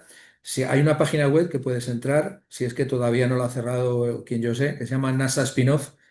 Todos los años hacen un volumen con las patentes en los que multiplican por 10 y hasta por 20 cada dólar invertido, ¿no?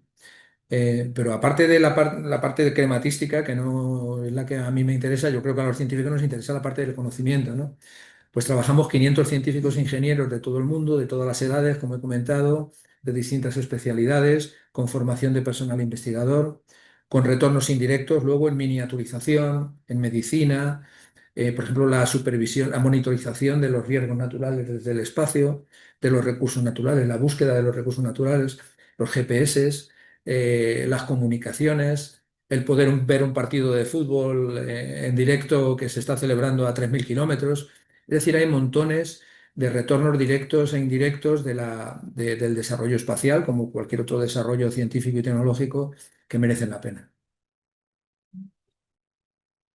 Sí, Cristina. Gracias. ¿Existe algún tipo de estudio sobre la influencia que tiene sobre el clima, o sea, sobre el calentamiento global, etcétera, la presencia masiva de satélites alrededor de la Tierra?